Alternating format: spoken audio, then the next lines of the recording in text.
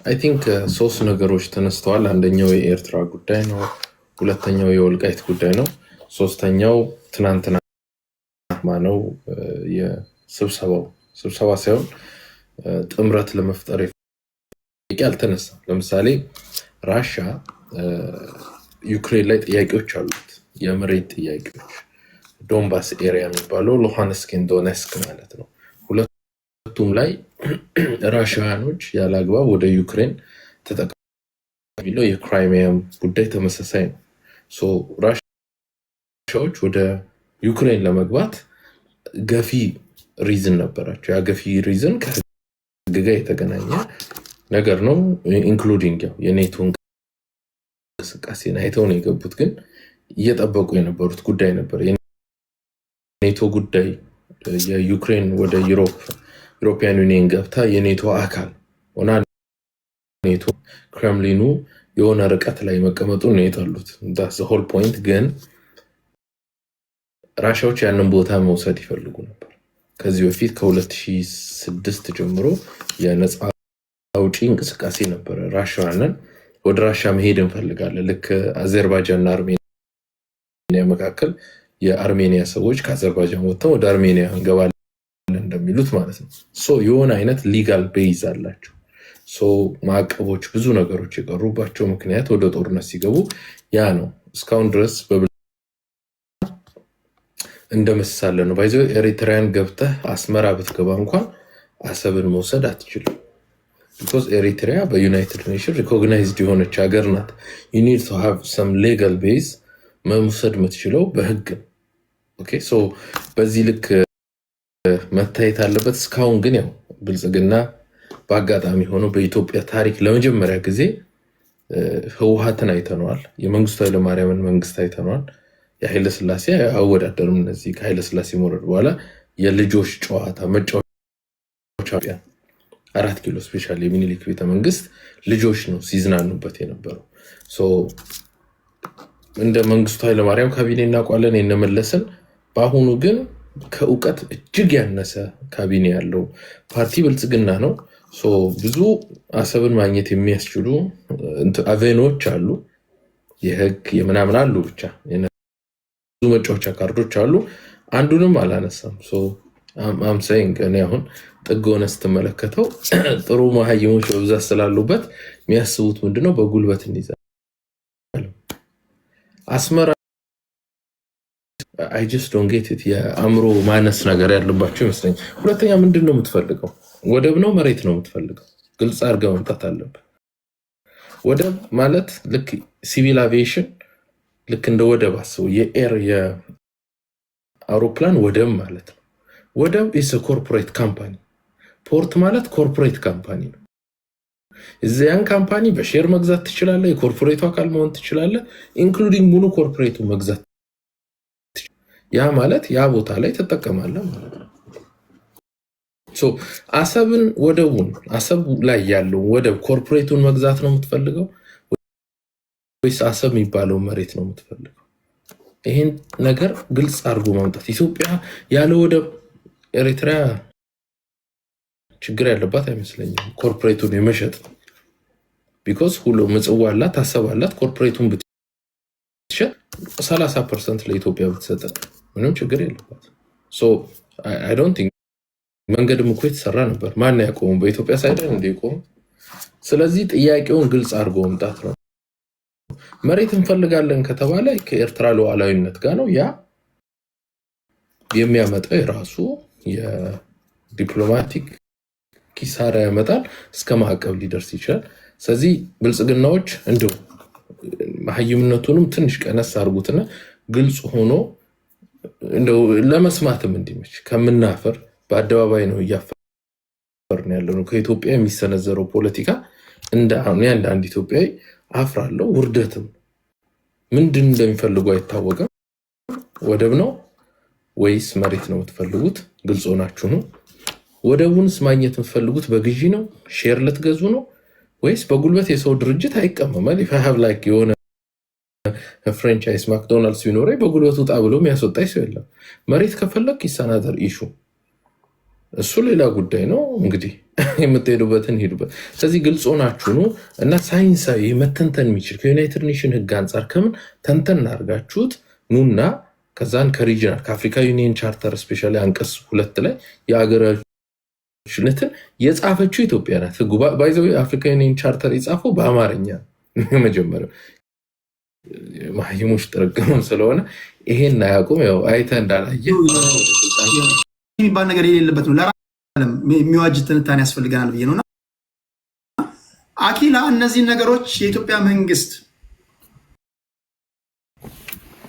ተከትሎ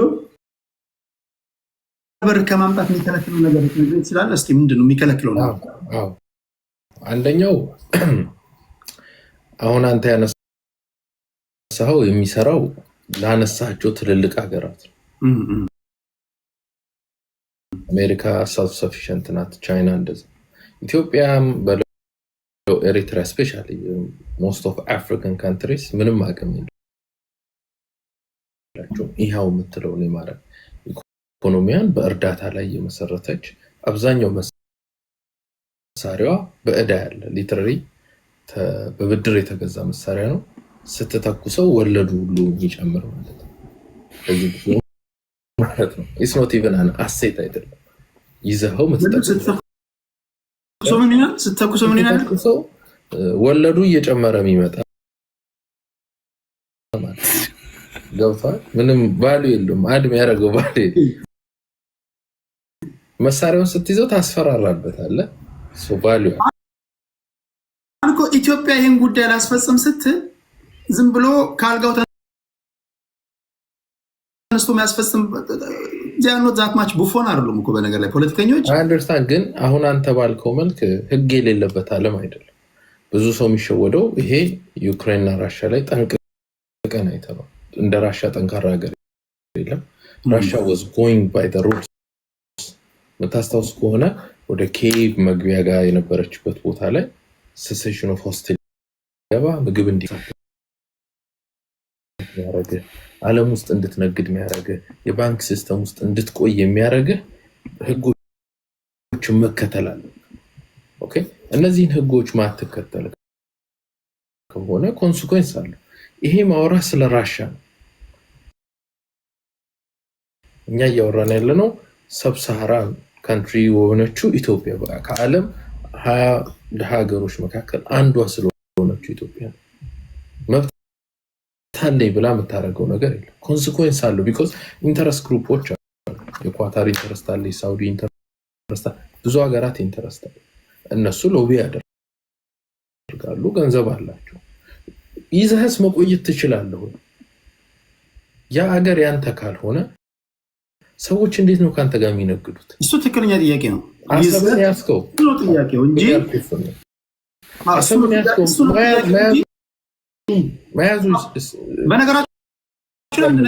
በነገራችሁ ላይ የኢትዮጵያ መከላከያ ሰራዊት አሰብን ለመያዝ ከ2 ሳምንት በላይ ፈጅበት አናውቅም።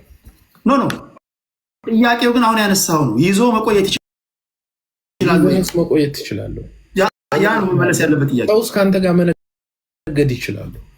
ቦታው እኮ የተፈለገው እንግዲህ ቅድም የጠየቁ መሬት ነው ወይስ ወደብ እንትን ፖርት ነው የተፈለገው? ኮርፖሬት ድርጅት ነው የፈለከው? መነገጃ ድርጅት ነው የፈለከው? ቢዝነስ ኤሪያ መርከብ ላይ መጫኛ ማውረጃ ስቶሬጅ ነው የፈለከው ወይስ አሰብ የሚባል ቻንክ ኦፍ ላንድ ነው የምትፈልገው? ኦኬ እሱ አሁን እሱ እንዴት መሰለ አሁን ቅድም ስናገረው ሰምተህ ከሆነ አሁን ዲፕሎማሲ የራሱ መንገድ አለ። ለምሳሌ የባነሳው በራሽያ እና በዩክሬን ጉዳይ ራሽያ ዩክሬንን የምታደርጋት ራሽያ የምታስቀምጥላትን ቅድመ ሁኔታ ማትቀበል ከሆነ the next 3-4-5 years ለዩክሬን ዲስፋንክሽናል ነው የምትሆነው ዩክሬን የምትባል ሀገር ማለት ነው። ለምሳሌ ከዚህ ቀደም የምታስታውሱ እንደሆነ ዩክሬን ውስጥ የከለር ሪቮሉሽን ነበር አይደል? ይሄ ኦሬንጅ ሪቮሉሽን ነበር ታውቃላችሁ። 2008 ላይ ያንኮቪች የሚባል መሪ ነበራቸው። ይሄ ያንኮቪች የሚባል መሪ አስቀድሞ ዩክሬን የኔቶ አባል ሀገር መሆን የለባትም ብሎ ምዕራባውያንን የተገዳደረ መሪ ነው። ነገር ግን ምን አደረጉ?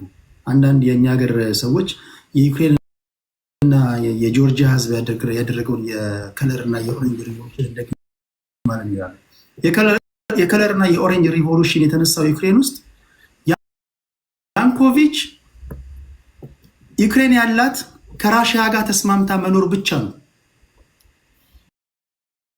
ባለበት ፖለቲካ ጎረቤት ዝሆን ከሆነ አንተ አይጥ ከሆንክ ከዝሆን ጋር ተስማምተ ከመኖር ውጭ አማራጭ የለም። የዓለም ፖለቲካ ያንኮቪች ይሄን የተናገረው። ነገር ግን ምዕራባውያን ኩዴታን ያስነሱበት። አሁን የኮሜዲያን ፕሬዚዳንት መጣለ ዘለንስኪ ማለት ነው። አይጥ የምታክል ሀገር ይዞ ከዝሆን ጋር የተላተመው። በሌላ አባባል ቅድም ስናገር የነበረው ማለት ነው። አሁን ባለበት ዓለም በኢንተርናሽናል ፖለቲክስ ፓወር number of population and wealth is very important. ሀብት እንኳን ባይኖር number of population እና አርሚ ካለ አዘር ካንትሪ መጥቶ አንተ ላይ አድቫንቴጅ ያወስድብህ። ይሄ የገሃዱ ዓለም አሁን ያለበት ዘመኑን የሚዋጅ ትንታኔ ነው። ኢትዮጵያ የህዝብ ብዛት አላት፣ ሚሊታሪዋን እየገነባች ነው። ኤርትራ በጉልበት በማንኛውም ሰዓት መጣ አድቫንቴጅ ልትወስድባት አትችልም። ኤርትራ ልታደርግ የምትችለው ምንድነው? እዚህም እዛም እሳት ትለኩሳለች። በኦሮሞና በአማራ መካከል እሳት ትለኩሳለች። በስልጤና በጉራጌ መካከል እሳት ትለኩሳለች። በትግሬና በአማራ መካከል እሳት ትለኩሳለች። ሶዛት አንተ እሳቱን በማጥፋት ቢዚ እንድትሆን ነው የምታደርገው፣ አቅም ስለሌላት ማለት ነው። ደሴም ኢዝ ትሩ። ኤርትራ የፈረጠመች ሀገር ብትሆን ኢትዮጵያን ትወራለች። ኤርትራ እኮ ከረንትሊ የመውረር ኢንተረስት የላትም። ማትችለው ለምንድን ነው? አቅም የላትም። ስለማትችል ሳይሆን አትችልም። ትክክል ነው። ፖፑሌሽን ማተር ያደርጋል። አትችልም፣ ግን ያለመቻልም ብቻ ሳይሆን ስለማይሆን ነው። አሁን አንተ የምትለው ቅድም ያነሳቸውን እየሰማው ነበር። ዓለም ላይ አይሆኑም። አፍሪካን ትልቅ ድርጅት የቆመው ዩናይትድ ኔሽን የሚባል ትልቅ ድርጅት የቆመው ኔቶ የቆመው አሁን የምትለውን አይነት ጉልበት ስላለኝ ማድረግ ይችላሉ የሚለው እንዳይደረግ። ኦኬ፣ አሜሪካ አፍጋኒስታን ስትገባ ህዝቤን ስለገደለብኝ ምናምን ብላ አይደለም። ዓለም ላይ ያለ ኔቶ ደካማ ሀገሮችን ለመጠበቅ የተመሰረተ ነው። ዩናይትድ ኔሽን ደካማ ሀገሮችን ለመጠበቅ ገብቶኛል። ትልቁ ሀገር አሜሪካ ናት።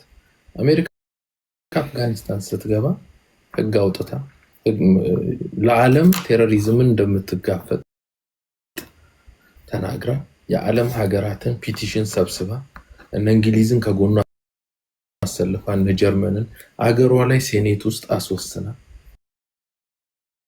የሄዱትን ሌጋል ፕሮሲጀር አይተዋል። በዚህ ውስጥ ዋን ሚስቴክ በጊዜ እነ ቡሽ የፈጸሟቸው ሚስቴኮች አሁን ድረስ እነ ቡሽ ሀንት ይደረጋል። በየሄዱበት ቦታ ኢንተርቪው ኢራቅ ሚኒመም ሪኳየርመንት አለ።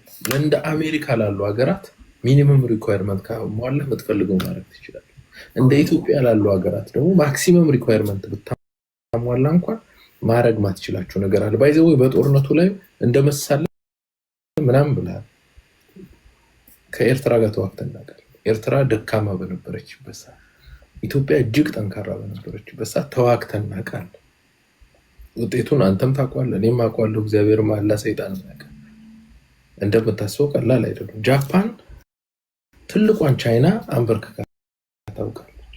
ኦኬ፣ ወሌትን ሞስኪቶ ዞሮ ይመጣል። ኦኬ፣ ግን እኔ ግን ላንተ ግን አንድ ጥያቄ አለ። እዚህ ጋር ይሄ ማውራት አለብን። ኢትዮጵያ ላንድ ሎክድ የሆነችው የራሴ በምትላቸው ልጆች በተሰራባት ሸፍጥ ነው። አንዳንዶቻችሁ እናንተ መስማት የምትፈልጉትን ትንታኔ ስተነትን ስማርት፣ እናንተ መስማት የማትፈልጉትን ነገር ግን እውነት የሆነ ነገር ስናገር ዶማ ብትለኝ አይ ዶንት ኬር፣ ሀቁ ነው የምነግርህ። እንዳልኳችሁ እኔ የሪያሊዝም ተማሪ ነኝ ብያለሁ። በራሳችን ልጆች እጃችን የተቆረጠ ህዝቦች ነን እኛ። ይሄን ታውቃላችሁ አይደል? በኢትዮ ኤርትራ ጦርነት ኢትዮጵያ ላንድ ሎክድ እንድትሆን ፐርፐዝሊ የተፈረደብን ህዝቦች ነን። ማይክ ሐመር እኮ 130 120 እያደገ የሚሄድ ህዝብ እንዴት ላንድ ሎክድ እንዲሆን ትፈልጋላችሁ? እንዴት ነው እንደዚህ ውሳኔ የምትወስኑት ብለው ሲጠይቁ እነ ፕሮፌሰር ዶክተር ያዕቆብ ሲናገሩ እነሱ ማድመጥ ይችላላችሁ። ላስደምጥ ይችላሉ። አሁን ራሱ ምንም አያገባችሁም ዝም በሉ ነው የተባልከው። ምንም አያገባህም ዝም በል ነው የተባልከው። ሆን ተብሎ የባህር በር እንዳይኖርህ የተሰራብህ ህዝብ ነው እንጂ ከትላንት ወዲያ ከደርግ ጋር በነበረው ጦርነት ደርግ ሶሻሊስት ነበረ። የአካሄድ ልዩነቶች ነበሯቸው። አሜሪካ ፌቨር አድርጋለት ደርግን ብቻ ለመምታት ማስወገድ ስለፈለጉ የተለያዩ የተሰሩ ሸፍቶች አሉ። አሁን የኔ ትንታኔ እሱ አይደለም። የኔ ትንታኔ የመጀመሪያው ግንባር ቀደሙ መሆን ያለበት በኤርትራ ፖለቲከኞችና በኢትዮጵያ ምሁራኖች መካከል ውይይት ያስፈልጋል። ሰላማዊ ውይይት፣ ሰጥቶ መቀበል ሊሆን ይችላል። ቢኮዝ የሰላም አካሄድ ተስፋው ሊሟጠጥ አይችልም። እዚህ ጋር ከወንድም ከብሩክ ጋር ብሩክ ይሄ አለኝ እኔ አንተ ደግሞ ይሄ አለ፣ ይሄን ብሰጠኝና ይሄን ብሰጥ ምን ይመስላል ትላለህ። አይመስለኝም ሌላ ነገር ቀይርልኝ ካለ ትቀይርለታለህ። እስከ መጨረሻው ድረስ ትነጋግራለህ። ካልሆነ ግን ጸብ ውስጥ ነው የምትገባው። ጸብ ደግሞ አሁን ባለንበት ነባራዊ ሁኔታ ለኤርትራውም ለኢትዮጵያውያንም በተለይ ደግሞ እዛ አካባቢ ላለን ህዝቦች አይበጀንም። ግን አሁን ያለው የዓለም ህግ ዩኤን የምትለው ወይ ወርልድ ባንክ የምትለው ወይ አይኤምኤፍ የምትለው እነዚህ ተቋማቶች የአሜሪካ ፎሬን ፖሊሲ ቱልሶች ናቸው። ኢንክሉዲንግ ይሄ ሶኮል ፕሮሞቲንግ ዲሞክራሲ የምትለው ማለት ነው። ማዕድን ሲኖር ዲሞክራሲ ያስፈልግሃል ብሎ ይመጡልሃል። ዲሞክራሲ የእነሱ ፎሬን ፖሊሲ ማስፈጸሚያ እየጨፈጨፉ እነሱ በጄኖሳይድ የሚታማ ሰው የኢንተርናሽናል ኮርት ኦፍ ጀስቲስ ሊይዘው አይችልም። አንድና አሜሪካዊ ይሄ እነዚህ ዓለም አቀፍ ተቋማቶች ፍርድ ቤቶች በላቸው ደሄግ በለው ምናምን ጨዋታ ናቸው፣ ድራማ ናቸው። የተጻፉትም በአሜሪካ ነው። ዛሷ አሜሪካ አገዛለሁ የምትለው ማለት ነው። ከትላንት ወዲያ የሆነውን በዜና እየሰማችሁ ነው። ኢንተርናሽናል ኮርት ኦፍ ጀስቲስ ሰዎች ማዕቀብ ተጥሎባቸዋል። ንብረታቸው እንዲወረስ ተደርጓል። ቢኮዝ ቤንያሚን ኔታንያሁ ጄኖሳይደር ነው ብለው የአሬስት ዋራንት ስላወጡበት ማለት ነው። ጀስት ቢኮዝ ጠልቄ አልገባም። ያው ዳኒት ስለምታውቀው ማለት ነው ጉዳዩ ይህ የምታውቀው ነው። ስለዚህ እነዚህ ኢንተርናሽናል ሎዎች ለራሳቸው ጥቅም የጻፏቸው ናቸው። ደሞመንት ቀልደኞች ነው ያሏቸው። ቀልደኛ ፍርድ ቤት ነው ያሉት። እንደዚህ ነው የመለሱለት። ይስቁብሃል፣ በቃ ጀስት ይስቁብሃል። እኛ ነን ሙጥኝ ብለን ዩኤን ምን ይለናል ምናምን የምትለው። እስኪ ዘሞመንት ዩኤን ከአሜሪካ ናሽናል ኢንተረስት ጋር የሚጋጭ ውሳኔ ይወስን በቀይ ካርድ ያባረሩታል። በማለት 80% በላይ በጀቱ የሚበጀተው ነው በአሜሪካ ነው። ወርልድ ባንክና አይኤምኤፍ የምትላቸው እነዚህ የብሪቴን ውድስ ኢንስቲትዩሽኖች ለራሳቸው በ0.1% ነው ኢንተረስት ሬት ብድር የሚወስዱት። እንደ ኢትዮጵያ ላለ ለእኛ ሀገር ደግሞ በ9% እና በ15% ኢንተረስት ነው ብድር የሚሰጡ። በነፍስ ነው የሚጫወቱት። ስለዚህ በማንኛውም ልታደርጋቸው የምችላቸው ናቸው።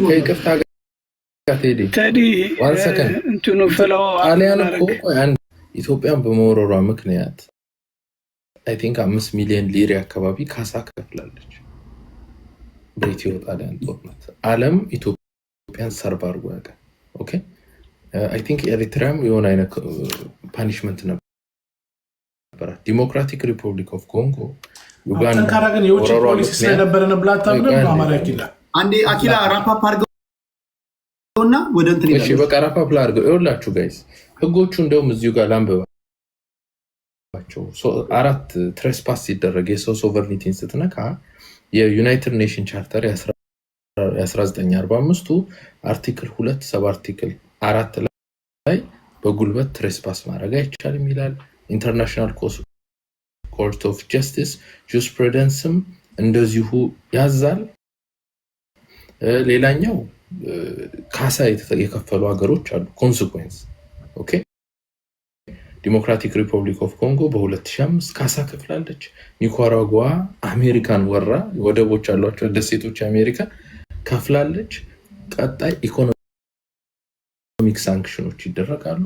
ይሄው ብዙ ሀገራቶች ሳንክሽን ያደርጉባል። የትሬድ ሳንክሽን የአሴት ኢትዮጵያ እንኳን አሁን ከትግራይ ጋር ውጊያ ስታደርግ የኢትዮጵያ መንግስት እኮ አገዋ ላይ ሳንክሽንድ ነበር የምታስታውሱ ከሆነ። ሌላኛው የዩናይትድ ኔሽንስ ሴኩሪቲ ካውንስል የኤርትራ ደጋፊ ሀገራት ጥያቄውን ሊያነሱ ይችላል። ባይዘዌ ቴብል ለአሜሪካ ለምዕራባውያን ከስትራቴጂ አንጻር እስራኤል እኮ ተሸንፋለች። ይህን እናውራ። ለምሳሌ ኤርትራ ናት የምትበልጥባቸው ወይስ ኢትዮጵያ ናት የምትበልጥባቸው? እንግዲህ ለአሜሪካን በለው ለኢሮፒያን ዩኒየን መጀመሪያ ይመልስ።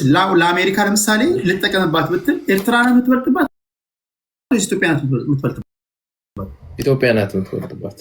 ዜሮን ኬር በቃ ለአሜሪካ ኢትዮጵያ ከበለጠችባት አንተ በምትለው ልክ አይደለም። ለምሳሌ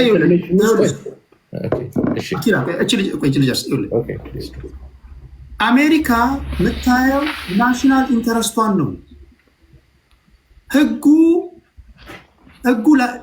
እንደየአስፈላጊነቱ የምትጫወተው ነው። ለምሳሌ አልኩ እኮ እስራኤልን መውሰድ ትችላለህ። ጠንካራ የሆነ ሎቢስቶች አሏቸው በዓለም ላይ ፓወርፉል የሚባል ማለት ነው። ኢቨን የእስራኤል ፎሬን ፖሊሲ እና ወይም ደግሞ የእስራኤል ናሽናል ኢንተረስት እና የአሜሪካ ናሽናል ኢንተረስት አንዳንዴ ኮንፍሊክት በሚያደርግበት ሰዓት እንኳን ጠንካራ ሎቢስቶች ስላላቸው የአሜሪካ ፎሬን ፖሊሲ ወይም ደግሞ የአሜሪካ የውጭ ጉዳይ ፖሊሲ ለእስራኤል ፌቨር የሚያደርግ ነው። ዛሱ አሁን ኮምፕሌን እያደረጉ ነው።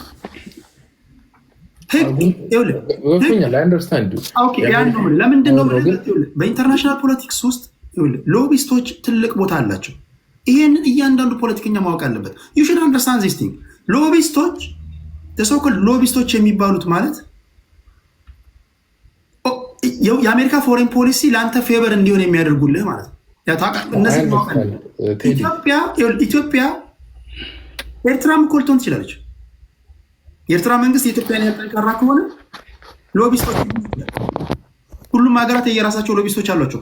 ፖይንቴ ግን ስመጣለህ ፖይንቴ አሁን ባለህበት ሀገር አሁን በምንኖርበት ሪያሊዝም ወርልድ ፓወር ከሌለ ሌላ ካንትሪ ወይም ደግሞ ዊክ መሆንን ካወቀ አድቫንቴጅ የሚወሰድበት ዘመን ላይ ነው ያለው እንጂ ህጎች እንዳልከው ህጎች የተጻፉ ናቸው። ነገር ግን እነዚህን ህጎች ያን ያህል የምትጨነቅባቸው አሉ። እንደየአስፈላጊነቱ ትዊስት ልታደርጋቸው፣ እንደየአስፈላጊነቱ ልታጥፋቸው የምችላቸው ናቸው። እኔ ያን ነው የምልህ እንጂ አንተ የተዛጋ ያነበብካቸው ህጎች ትክክል አይደሉም እያልኩ አይደለም። ሳንክሽንም ቢሆን የሚጥልብህ ዩኤን ነው። ዩኤንን ከያዝክ ወይም አሜሪካንን ከያዝክ ግልጽ የሆነ እንኳን ጄኖሳይድ እንኳን ብትፈጽም አንዳቸውም ጄኖሳይድ ተፈጽመዋል ብሎ እንኳን አይናገሩ። ኦኬ ቬሪ ጉድ። ግን እኛ እንደ ዋና አማራ እህት ድርጅት አለን፣ ሁለት የአድቮኬሲ ድርጅት አለ። በዛው የቀጠርናቸው ሎቢስት ድርጅቶች አሉ። በአመት ታውዘንድስ ኦፍ ዶላርስ የምንከፍላቸው ማለት ነው። ደላላ ማለት ነው ሎቢስት። አሁን አንተ ባገነን መልክ አይደለም፣ ግን ሪሊ ሜክ ቼንጅ። ኦኬ ሶ አሉ እና የሎቢስትን ፓወር በጣም ስላገነን ሆነ ወርክ አለን። እንደውም ከነገርኩ በላይ በጣም ገናና ነው የሎቢስቶች። ላለፉት ሁለት ዓመታት አካባቢ የቀጠርነው ሎቢስት ድርጅት አለ እና ስፔሻሊ ዩሮፒያን ዩኒየን ላይ አብሮ ይሰራል። ሉክ ጉዳዩ የአሜሪካ ሴኔት ውስጥ አይደለም። ዩናይትድ እንደ እስራኤል ሁላችሁ ማይንድ እንደ እስራኤል ተወዳጅ ሀገር የለም በአሜሪካ። የአሜሪካ ፕሬዚዳንት ጨምሮ ፖሊሲ ሜከርስ ፌቨር ፎር እስራኤል። ኢትዮጵያ ከእስራኤል የተሻለች ሀገር አይደለችው። የእስራኤልን የሚያክል ጥቅም አትሰጥም። ዩሮፒያን ዩኒየን እስራኤል እንደግፋል። እስራኤል ግን ዩናይትድ ኔሽን ውስጥ ተሸንፋ ነው የወጣችው። ጋዛ ውስጥ ሲስፋየር አድርጋ እንድትወጣ ያውም የሶስት ረድፍ ያለው ተኩስ አቁም ስምምነት እንድታረግ የጫና ሲደረግባት በማ ሰልፍ ወጥተው ፓለስቲኖች ምናምን የፓለስቲን አሜሪካ አንኮንዲሽናል የሆነ ሰፖርት የምታደርገው ለእስራኤል ለምንድን ነው?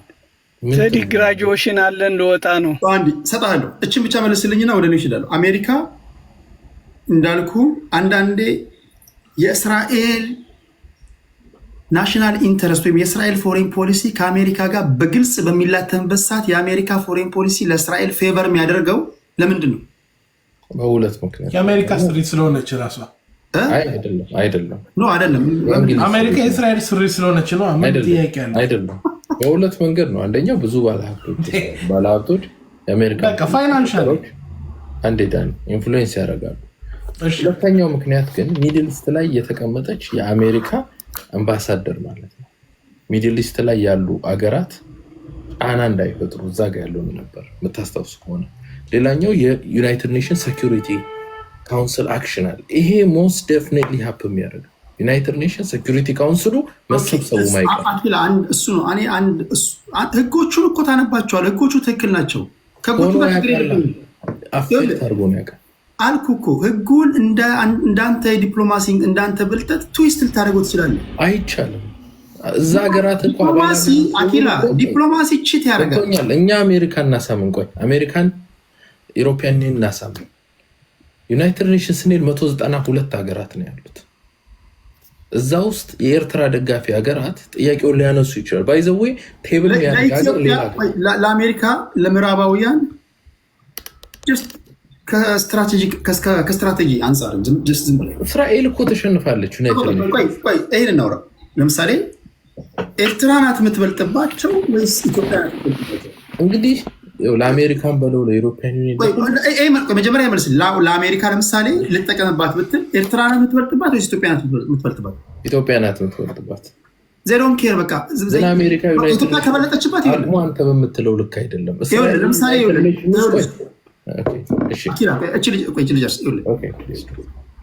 አሜሪካ የምታየው ናሽናል ኢንተረስቷን ነው።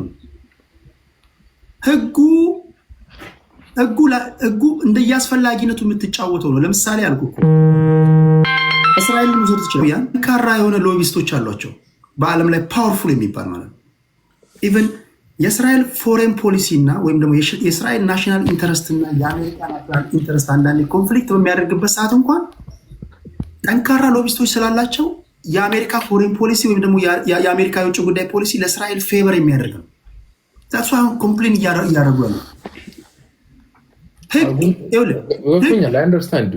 ያለው ለምንድን ነው? በኢንተርናሽናል ፖለቲክስ ውስጥ ሎቢስቶች ትልቅ ቦታ አላቸው። ይሄንን እያንዳንዱ ፖለቲከኛ ማወቅ አለበት። you should understand this thing። ሎቢስቶች ተሰውከል ሎቢስቶች የሚባሉት ማለት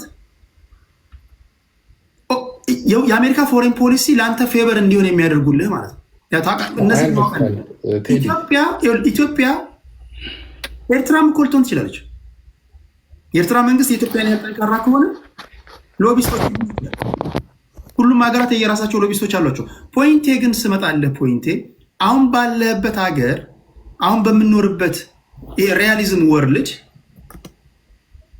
ፓወር ከሌለ ሌላ ካንትሪ ወይም ደግሞ ዊክ መሆንን ካወቀ አድቫንቴጅ የሚወሰድበት ዘመን ላይ ነው ያለው እንጂ ህጎች እንዳልከው ህጎች የተጻፉ ናቸው። ነገር ግን እነዚህን ህጎች ያን ያህል የምትጨነቅባቸው አሉ። እንደያስፈላጊነቱ ትዊስት ልታደርጋቸው እንደያስፈላጊነቱ ልታጥፋቸው የምችላቸው ናቸው። እኔ ያን ነው የምልህ እንጂ አንተ የተዛጋ ያነበብካቸው ህጎች ትክክል አይደሉም እያልኩ አይደለም። ሳንክሽንም ቢሆን የሚጥልብህ ዩኤን ነው። ዩኤንን ከያዝክ ወይም አሜሪካንን ከያዝክ ግልጽ የሆነ እንኳን ጄኖሳይድ እንኳን ብትፈጽም አንዳቸውም ጄኖሳይድ ተፈጽመዋል ብሎ እንኳን አይናገሩ። ኦኬ ቬሪ ጉድ። ግን እኛ እንደ ዋና አማራ እህት ድርጅት አለን፣ ሁለት የአድቮኬሲ ድርጅት አለ።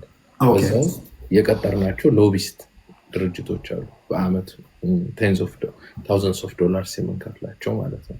ደላላ ማለት ነው ሎቢስት። አሁን አንተ ባገነን መልክ አይደለም፣ ግን they really make a change። ኦኬ ሶ አሉ እና የሎቢስትን ፓወር በጣም ስላገነን ሆነ ወርክ አለን። it is very powerful። እንደውም ከነገርኩ በላይ በጣም ገናና ነው የሎቢስቶች። ላለፉት ሁለት ዓመታት አካባቢ የቀጠርነው ሎቢስት ድርጅት አለና ስፔሻሊ ዩሮፒያን ዩኒየን ላይ አብሮም ይሰራል። ሉክ ጉዳዩ የአሜሪካ ሴኔት ውስጥ አይደለም። ዩናይትድ እንደ እስራኤል ሁላችሁ ማይንድ እንደ እስራኤል ተወዳጅ ሀገር የለም በአሜሪካ። የአሜሪካ ፕሬዚዳንት ጨምሮ ፖሊሲ ሜከርስ ፌቨር ፎር እስራኤል። ከእስራኤል የተሻለች ሀገር አይደለችው። የእስራኤልን የሚያክል ጥቅም አትሰጥም። ዩሮፒያን ዩኒየን እስራኤልን ይደግፋል። እስራኤል ግን ዩናይትድ ኔሽን ውስጥ ተሸንፋ ነው የወጣችው። ጋዛ ውስጥ ሲስፋየር አድርጋ እንድትወጣ ያውም የሶስት ረድፍ ያለው ተኩስ አቁም ስምምነት እንድታረግ የጫና ሲደረግባት በማ ሰልፍ ወጥተው ፓለስቲኖች ምናምን የፓለስቲን አሜሪካ አንኮንዲሽናል የሆነ ሰፖርት የምታደርገው ለእስራኤል ለምንድን ነው? ቴዲ ግራጁዌሽን እንዳልኩ አንዳንዴ የእስራኤል ናሽናል ኢንተረስት ወይም የእስራኤል ፎሬን ፖሊሲ ከአሜሪካ ጋር በግልጽ በሚላተምበት ሰዓት የአሜሪካ ፎሬን ፖሊሲ ለእስራኤል ፌቨር የሚያደርገው ለምንድን ነው? በሁለት ምክንያት የአሜሪካ ስትሪት ባለሀብቶች የአሜሪካ አሉ። ሁለተኛው ምክንያት ግን ሚድል ኢስት ላይ የተቀመጠች የአሜሪካ አምባሳደር ማለት ነው። ሚድል ኢስት ላይ ያሉ አገራት ጫና እንዳይፈጥሩ እዛ ጋ ያለው የትሬዱንም የምንም እንቅስቃሴ መሀል ላይ ገብታ ቻሌንጅ የምታደርግ የአሜሪካ እንደ ምንድን ነው ስቴሽን አሜሪካ እንደ ራሷ ነው። እስራኤል ዝደን አሜሪካ ከሚድል ኢስት ያ ነው ምክንያቱ። ግን እስራኤልን ማዳን ያልቻለች አሜሪካ እና ዩሮፒያን ዩኒየን በዩናይትድ ኔሽን ኢትዮጵያ መሰጣት ነገር ምንም ታወጣው ጎልድ የለም። ታድናታለች አንተ። ኦኬ ወደ ኮመንት ላይ ያላችሁ ሰዎች ተጨማሪ ስማርትፎን ያላችሁ አንድ ለማንበብ የሚረዳችሁ ለማድመጥ የሚረዳችሁ መረጃ ልስጣችሁና ወደ ሌሎች ሄዳለሁ። ዩቲዩብ ደግሞ መጽሐፉን ካገኛችሁ አማዞን ላይ ገብታችሁ እስራኤል ሎቢስት የሚል መጽሐፍ አለ። የቺካጎ ዩኒቨርሲቲ ፕሮፌሰር ናቸው። ፕሮፌሰር ጆን መርሻመር የጻፉትን አንብቡና ነገ ስታገኙኝ ወይ በሌላ ጊዜ ስታገኙኝ የተረዳችሁን ተነግሩኛላችሁ። ወይም ዩቲዩብ ላይ ገብታችሁ እስራኤል ሎቢስት ምናምን ብላችሁ ሰርች አድርጉና ወይም ደግሞ ጆን መርሻመር የቺካጎ ዩኒቨርሲቲ ፕሮፌሰር ናቸው። ሌዲ ስኮላር ናቸው በነገራችን ላይ። እሱን አንብቡና እሱን ካምፓኒ ማን ነው ለኢትዮጵያ ሎቢ የሚያደርገው ድርጅት ታውቀዋል? ለኢትዮጵያ መንግስት ሎቢ የሚያደርገውን ድርጅት ኖሞሮች የቀጠሩት ድርጅት ነው። አሁን ማስታወስ አልቻልኩም ስሙን፣ ግን ምንም ማድረግ አልቻለም። የትግራይን እንኳን መቋቋም የትግራይን አክቲቪዝም እንኳን መቋቋም አልቻለም። ኩባም እኮ ሎቢስቶች አሏት እኮ ግን እስኪ ኤርትራን ኢትዮጵያ ወራ የሰው ሀገር ይዛ ከዛ በኋላ እንደፈለጋት መሬት ቆርሳ ስትወስድ ዩናይትድ ኔሽን ላይ የዩናይትድ ኔሽን ሴኩሪቲ ካውንስል ይሰበሰባል። ሆነም ቀረ ጦርነት ሲሰበሰብ አይ ኢትዮጵያ ትክክል ነው ያደረገችው የሚል ሎቢ ማድረግ የሚችል 192 ሀገራትን ማሳመን የሚችልልን ሎቢስት አላት። ያን ያክልስ ደግሞ ኢምፖርታንት ፖይንቱ መሰለ። ፖይንቱ ያልከው እኮ ትክክል ነው በወረቀት ደረጃ። ፖይንቱ ግን ወደ ሌሎች ሄዳሉ እሳት እንዳንገል እያንዳንዱ ለምሳሌ አንተ እንደ አንድ ኢትዮጵያዊ ኬንያ ላይ ሳንክሽን የምጥልበት አቅም ኖሮ ኤርትራ አቤቱታ ይዛ ብትመጣብህ መጀመሪያ የምታየው የኤርትራን አቤቱታ ታይና ከኬንያ ጋር ያለ ናሽናል ኢንተረስት ነው የምታየው አይደለም እንዴ? ዩናይትድ ኔሽን አገሩ ማቅረብ አይችልም። ዩናይትድ ኔሽን ህግ ተጎጂ ሀገር አቤቱታ ማቅረብ አይችልም። ሌላ ሀገር ነው ለአንተ ቴብል የሚያደርገው። እኔ የምልህ ዩናይትድ ኔሽን አኪላ 98% በጀቱ የሚሸፍነው በአሜሪካ ነው ቢሆንም ሁለተኛ ዩናይትድ ኔሽን የተቋቋመው ራሱ ከሁለተኛው የዓለም ጦርነት በኋላ በአሜሪካ ነው። እነዚህ ዩኤን የምትላቸው ወርልድ ባንክ የምትላቸው አይኤምኤፍ ኔቶ የምትለው እነዚህ የአሜሪካን ፎሬን ፖሊሲ ቱልሶች ናቸው አይደሉም። አንተ በምታስበው ለምሳሌ ኔቶ ሌላ ጊዜ ብሩክ አለ ብሩክ ኦኬ ከብሩክ ቀጥሎ ማን ነው? ብሩኬ ነው አንተ ነህ? እኔ ነኝ። ኦኬ ብሩኬ ነው ማደረገው ቀጥሎ እኔ ነኝ። ዳኒ ከዚህ በኋላ አንዳንድ ዙር መስጣችሁ ሁለት ብዬ ነበር ከአኪላ ጋር ያደረኩት ባክ ኤንድ ፎርዝ ፕሮግራሜን ስላጣበበብኝ ከዚህ በኋላ አንዳንድ ድል ሰጣችሁና ማክሰኞ ስለምገባ በዚሁ እንትን እንቀጥላለን ከይቅርታ ጋር። እሺ ብሩክ ይቀጥል። ከይቅርታ ጋር ግን ቴዲ ይቅርታ ብሩክ ዳንኤል ኦነግ ላይ ያነሳቸውን ሀሳቦች ስሰማ ስለነበረ ምናልባት ወደ ሌላ ሀሳብ ከመሄዱ በፊት ከብሩክ በኋላ ለእኔ ብትሰጠኝ። ያ ሰጣለሁ። ወደ አንተማ ማውራት አይቀርም ታወራለህ። ከኔ በኋላ ነው የምትሄደው። ስትገባ የቡርቃ ዝምታ ስትገባ ብሩክ ሲናገር ሰምተሃል? ኖ አይ ብሩክ ሳይሆን ዳንኤል ከዳንኤል የዳንኤል ላይ ነበርኩኝ። ዳንኤል ከጨረሰ በኋላ ነው የገባው። እሱ እያወራ ነበርኩኝ። ኦኬ ስለዚህ ከዳኒ በኋላ አንተ ነው የምታወራው። ብሩክ የቀጥል 6 ደቂቃ ነው እንደምን። እሺ ቴዲ ቴንኪዩ። ቀደምም ከአኪላ ጋር ትንሽ ሰፋ ያለብህ አስፈላጊ ስለሆነ እሱም ጥሩ ፖይንቶችን አንስቷል። ግን አንድ ነገር አኪላ ቅድም ላልከው በህግ በምናምን ላልከው ነገር ትክክል። አንድ ኤግዛምፕል ትንሽ ነገር ልንገርህ። እኔ ደግሞ ጉልበት ያለው ሀገር ወይ ጉልበት ያለው እንትን ተቆጣጥሮ ከህግም ኢሌጋል ሆኖ እንዲሁ መሄድ ይችላል የሚል እንትን አስተሳሰብ አለኝ። ምክንያቱም ጦርነት በተነሳበት ድሮ በ1997 ላይ አልጀርስ ላይ የተባበሩት ዋና ጸሐፊ በወቅቱ የነበረው ኮፊ አናን፣ የውጭ ጉዳይ ሚኒስተር ማዲር ኦልብራይት፣ ፕሬዚደንት ቢል ክሊንተን፣ መሐመድ ቡተፈሊቃ ፕሬዚደንት የነበረው የአልጄሪያው ፕሬዚደንት፣ ፕራይም ሚኒስተር መለስ ዜናዊ፣ ፕሬዚደንት ኢሳያስ አፈወርቂ፣ የተለያዩ ስልጣን የነበራቸው ሰዎች ዓለም በተከታተለው በቀጥታ ራሱ ያው በቴሌቪዥን በስተላለፈ ህግን ይሄ አንዴና የመጨረሻ በምንፈርደው ፍርድ ትቀበላላችሁ በማለት ማለት ነው ሄደዋል እዛ ላይ ማለት ነው። ፍርዱ መጨረሻ ላይ ደግሞ እንዳያችሁት ደግሞ ባድመ የሚባለው ወደ ኤርትራ ተሰጠ፣ ተፈረደ ማለት ነው። ባድመ ግን ለኤርትራ ተሰጥቶ ኢትዮጵያ አልወጣችም። ረጅም ዓመት ይዘዋለች፣ ጉልበትም ስለነበራት ማለት ነው። የውጭ ዲፕሎማሲም ጥሩ ግንኙነት ከውጭ እንትን ጋር ስለነበራትም ንውጡ እኛ በህግ ተፈርዶብናል ምናምን ብንል ስንት ነገር እንትን ብለን እንትን አላለም ማለት ነው። አልተመለሰም ማለት ነው። ፕራይም ሚኒስተር አብይ ወደ ስልጣን በመጣበት ጊዜ ነው እንደገና ይሄንን እንቀበላለን እናጸድቃለን ሳይሆን ሌላው እንደው እንድታግዘ የምፈልገው ታስታውስ እንደሆነ ይሄ የዲማርኬሽን ጉዳይ ሲሰራ የዩኤን ሰዎች መጥተው በኢትዮጵያና በኤርትራ መካከል እያሰመሩ እያለ ቦርደሩን ድንበሩን ለመለየት በወቅቱ የሻዕቢያ መንግስት የዩኤን ሰዎችን በጉልበት ነው ያባረራቸው። ዞር ብሎ ነው ያላቸው። ይህን ካላችሁ በታሪክ እና ያ እሺ፣ ቀጥል ቡርኬ።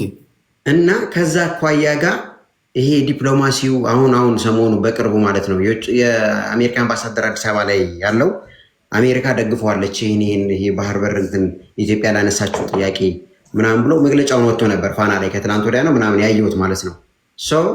ምንድን ነው የእኛ ዲፕሎማሲ ደግሞ ከአሜሪካ ጋር ትንሽ ቴዲ ታውቃለህ፣ ከድሮ ከክሊንተን በፊት የነበሩ በደርግ ጊዜ ላይ ትግል ላይ በነበረችበት ጊዜ ኤርትራ ደርግን ሳፖርት ታረግ ስለነበረ አሜሪካ እነ ኢሳያስ ከድሮ ከዛን ጀምሮ ማለት ነው ኢሳያስም መሪውም መሪነት ያለው ከኢሳያስ በታችም ያሉትም እንዳለ በቃ እነዚህ ሳፖርት የሚያደርጉት ለሌሎች ስለነበረ ምናምን የሚል እንትን አላቸው። አሁንም ይሄ በትግራይ ጦርነት ላይ የመጣ ጊዜ ፕሬዚደንት ኢሳያስ ገልጾታል። ይህን ወረቀት ኢንተርቪው እያደረገ ወረቀት አምጥቶ ይህንን ፈርሙ ነው ያሏቸው። አሁን ያኮረፈው እኔ ኩርፊያም የመጣው ከዛ የተነሳ ምናምን ሆኖ ነው የሚሰማኝ። ፕሬዚደንት ኢሳያስ ጥሩ አያስቡም፣ እነዚህ ለኤርትራ ጥሩ የሚያስቡ ለቀጠናው ጥሩ የሚያስቡ ስላልሆኑ የእነዚህን ሀሳብ አንቀበልም፣ በእነዚህ አልገዛም፣ አሳልፌ ጥቅም አልሰጥም፣ በእነዚህ አልንበረከክም የሚል አንድ አቋም አለው ከድሮም ጀምሮ ማለት ነው። ይሄ አቋም እስቲል እስካሁንም ድረስ እንደዛ ሆኖ እየሄደ ነው ማለት ነው። እና ይሄ የጦርነት እንትን ላይ የነበረው ያ ሁሉ መስዋዕት ተከፍሎ ምናምን ኤርትራም ተጋብዛን የገባችው በነገራችን ላይ ቅድም አጋጣሚ ወጥቷል እንጂ የመለስኩለት የነበርኩት ኦፒዲዮ የሚባል ልጅ ማለት ነው ኤርትራ ሚሳኤል ተተኩሶባት ነው የገባችው ስለተነኩ ነው። በዛ ላይም ደግሞ ግብዣ የኢትዮጵያ መንግስትም ግብዣም ስለነበረም ገባችበት። ኦኬ መስዋዕት ተከፍሎ ብዙ ነገር ተደርጎ ሄዱ። መጨረሻ ላይ ደግሞ ያ ስምምነት ያ ሰላም እንደዚህ መሆን አለበት ብሎ እንትን ሲል ሰላም ጥሩ ነው፣ ሁሉ ነገር ጥሩ ነው። ከአሜሪካ ጋር ያለው ነገር ግን አሜሪካ እንዲያታርጉ ለሚለው ነገር ግን በዚህ ስለማይስማማ ከዛ ያፈነገጠ ሆኖ ነው የሚሰማኝ። እኔ ኢንዲቪዥዋል የኔ ግምት ነው። ለዛውን ከዛ አኳያ ጋር ያ ጦርነት ያው በእንደዚህ ኩርፊያም ቀጠለ ማለት ነው። አሁን ላይ ደግሞ ይሄ ኢትዮጵያ በኃይል በጉልበት ባህር አሁን ራሻውን እንትን ላይ ዩክሬን ላይ ገብታ እንዳረገችው የኢትዮጵያ መንግስት አስተሳሰብ እንደዛ ያለው ይመስለኛል። እኛም በጉልበት እንደዚህ ገብተን እኛን የሚደግፉ በዲፕሎማሲ እና አሜሪካ እና ምናምን እንይዝና ይሄንን እንደዚህ ልናደርግ እንችላለን የሚል አስተሳሰብ አለው ቴዲ። እኔ ደግሞ አንድ ነገር ልንገርህ፣ ቅድም አንተም እንዳልከው አሁን በ2 ሳምንት ሊገባ ይችላል፣ በሳምንትም ሊገባ ይችላል፣ በወርም ሊገባ ይችላል። 100 ዓመት ግን ያስከፍላቸዋል። ኢሳያስ ሞተ፣ ኤርትራ ምናልባት 5 ሚሊዮን ህዝብ ነው ያላት። 5 ሚሊዮን እስከሚያልቅ ድረስ ጦርነት ይቀጥላል። በሽምቅ ውጊያም አዲስ አበባ እያፈነዳ፣ ሻሸመኔ እያፈነዳ፣ ሐዋሳ እያፈነዳ የባሰ ችግሩ በጣም አደገኛ ችግር ይመጣል። ሌላኛው ቅድም ራሱ ቴዲ በፌዴሬሽን አሁን ቅድም በፌዴሬሽን ላልከው ነገር አሁን ፌዴሬሽን ስለገባክ ነው እሱን ነገር አንስተው ነበረ። ትንሽ የኛ መጣት ኢትዮጵያ ለስንት ዓመት ነው ባህር የነበራት? እንደው ኢትዮጵያውያኖች አንድ የሆነ የሚያስቡት ነገር አለ። ረጅም ሲፈጠርም የኢትዮጵያ ሆኖ የተፈጠረ እንደዛ አድርገው የሚያስቡ እንትኖች አሉ አይደለም። ቱርክ፣ እንግሊዝ፣ ኢታሊ፣ ኢጂፕት እነዚህ ሁሉ ኤርትራን የገዙ ነው ጭምር ኢትዮጵያን ጭምር ማለት ነው። ኢትዮጵያ ከ1991 በኋላ ነው የወጣችው። በፌዴሬሽን ግን ስትሰጥ ኤርትራ ለኢትዮጵያ ያ ባህርንም ጨምሮ አካቶ ነው የተሰጣት። ገብቷል? ሶሪ አንድ ደቂቃ ብቻ ዘጠኝ።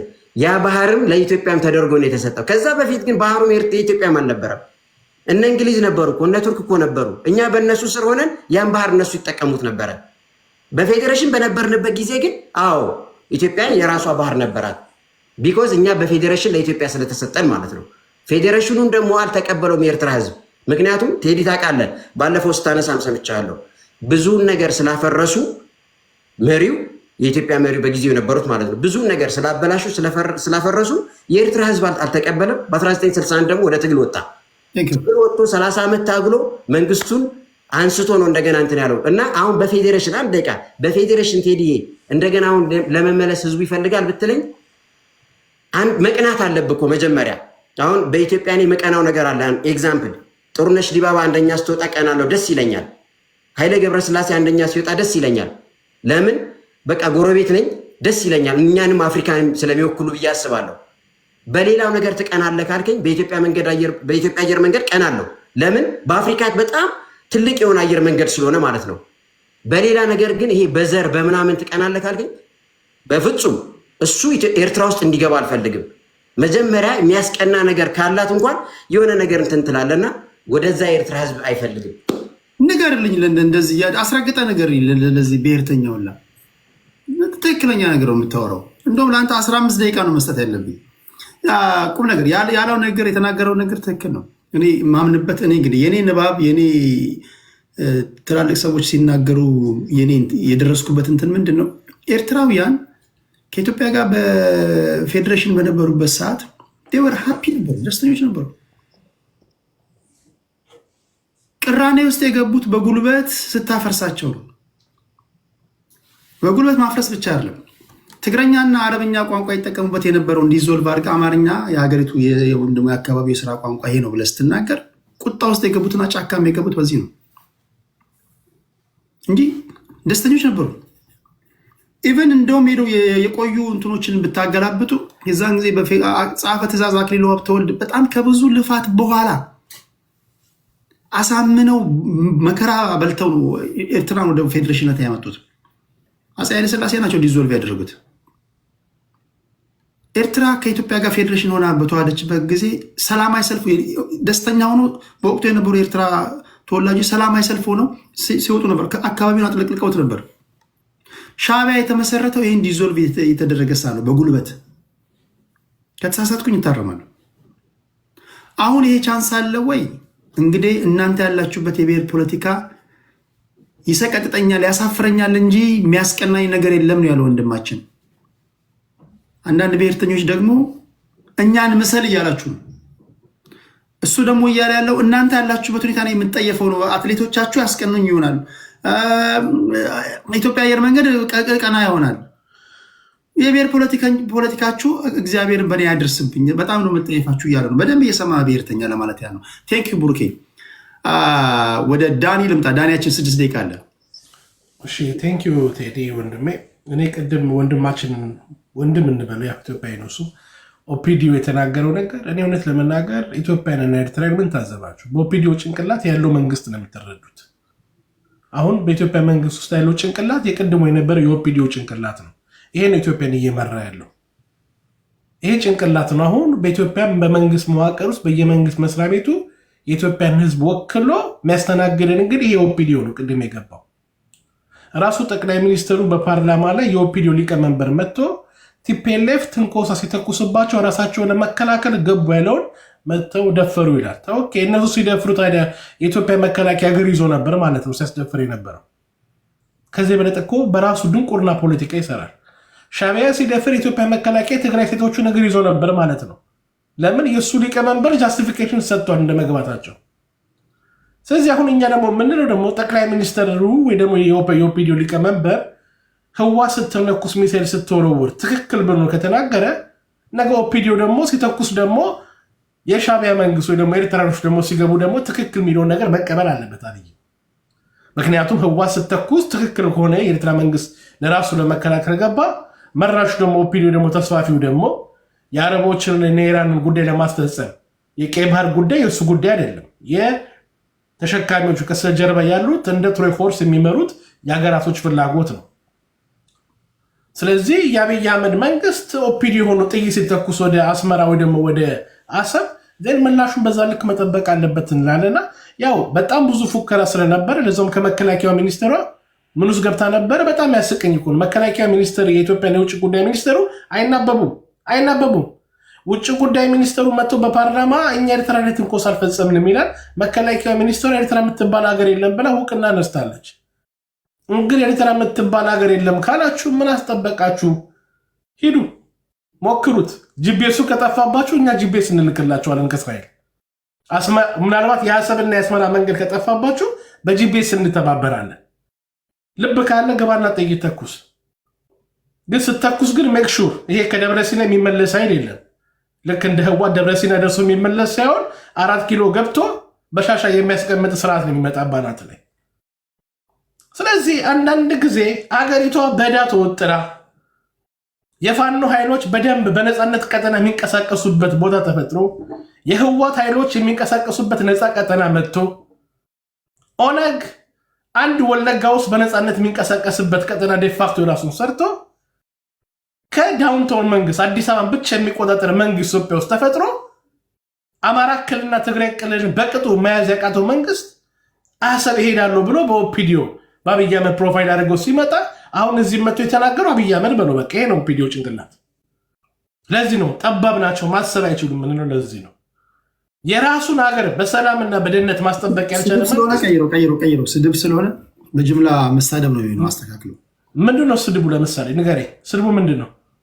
ለምሳሌ የፋኖ አመራሮች ሁሉ ጠባብ ናቸው ማሰብ አይችሉም የሚባል ትክክለኛ ነገር ነው።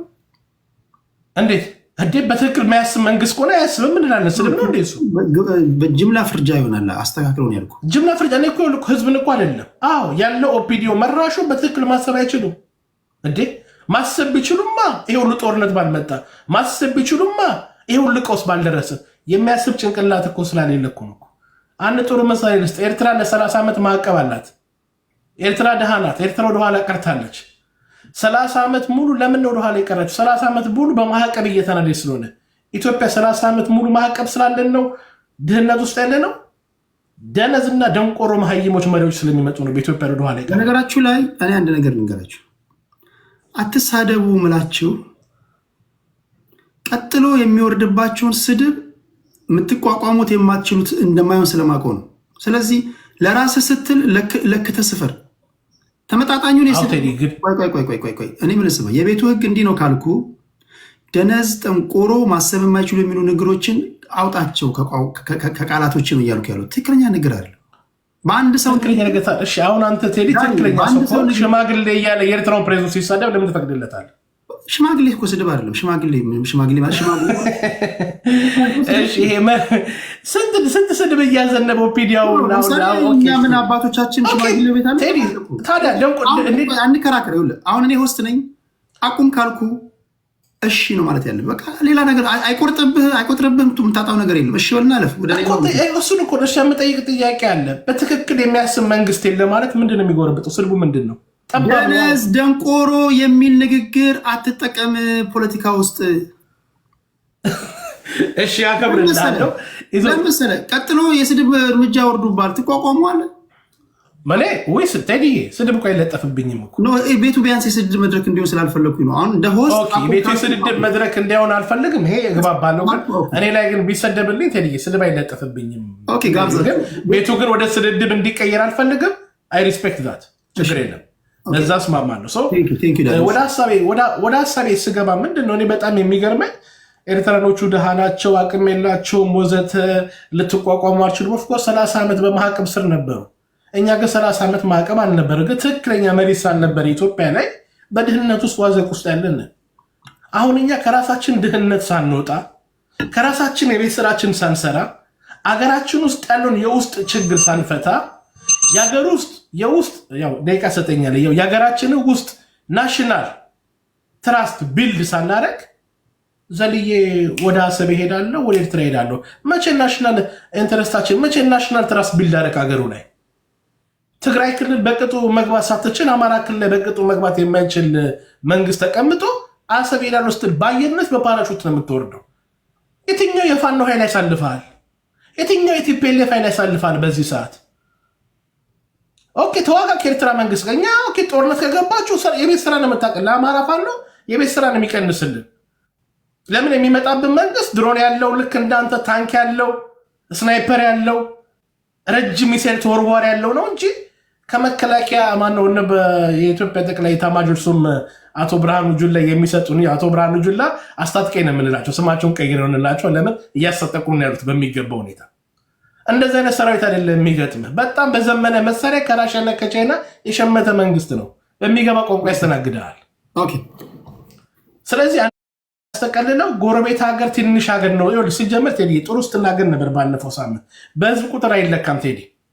እኛ 130 ሚሊዮን እና ምንም አይመጣም አይደለም። እስራኤል እኮ 10 ሚሊዮን አረብ አጠገባችን ጎረቤቶቻችን 360 ሚሊዮን አረቦች ነው ያሉት። 360 ሚሊዮን ጠላት ነው ያለ ነው። ግን ምንድን ነው የዘመነ መሳሪያ ስላለ በሚገባቸው ቋንቋ እናለጥፋቸዋለን። ስለዚህ የህዝብ ቁጥር ከብዛት ጠላት ነው። የዘመነ መሳሪያውን ከየት ነው ያመጣው? የዘመነ መሳሪያ ለምሳሌ አይር እንደሆነ ራስ የእስራኤል ስሪት ነው። ድሮኖቻችን የእስራኤል ስሪቶች ናቸው። ኒውክሌር መሳሪያችን የኛ ስሪቶች ናቸው። እሺ ይሁንልን ይሁንላ አይደለም ስለሆነ ነው እኮ ጨርሻለሁ። አሜሪካ ትወጣና ከኢራን ጋር ይዋጣልህ ብለህ 2 ሳምንት አትቀመጥም። መልሰን አሜሪካ ሳትገባበት እኮ ኢራን 2 ጊዜ ትንኮሳ አድርጋ 2 ጊዜ መልሰንላታል ኢራን። እኔ እንጃ እኔ ኢንተርናሽናል ፖለቲክስ እንዴት እያነበባችሁ እያያችሁ እንደምትሉ አላውቅም። እያነበብን እኮ አይደለም ቴዲ እኮ ነገርኩህ እኮ ኢራን 2 ጊዜ ቆይ ኢራን 2 ጊዜ የእስራኤልን አየር ክልል ጥሳ ሚሳይል ወርውራለች።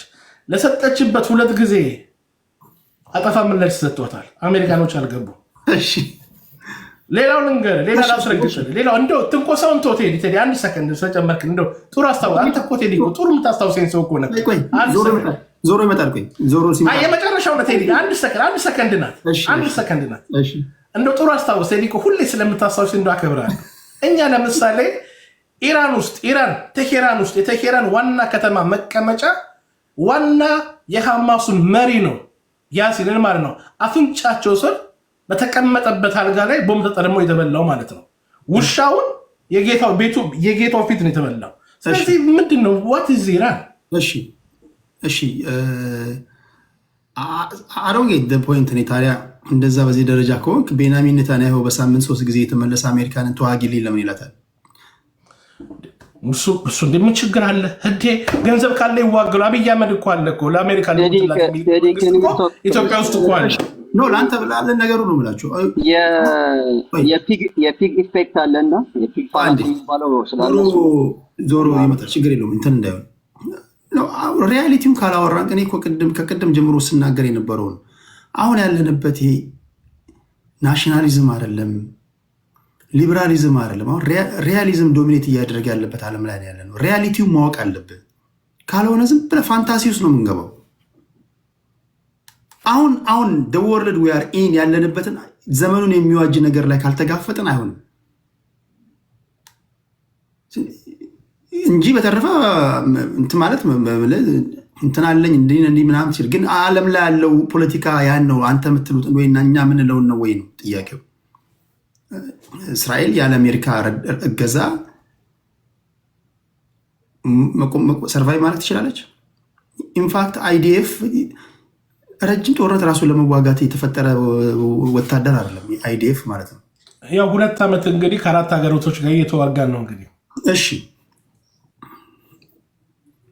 ቅድም ያልኳችሁን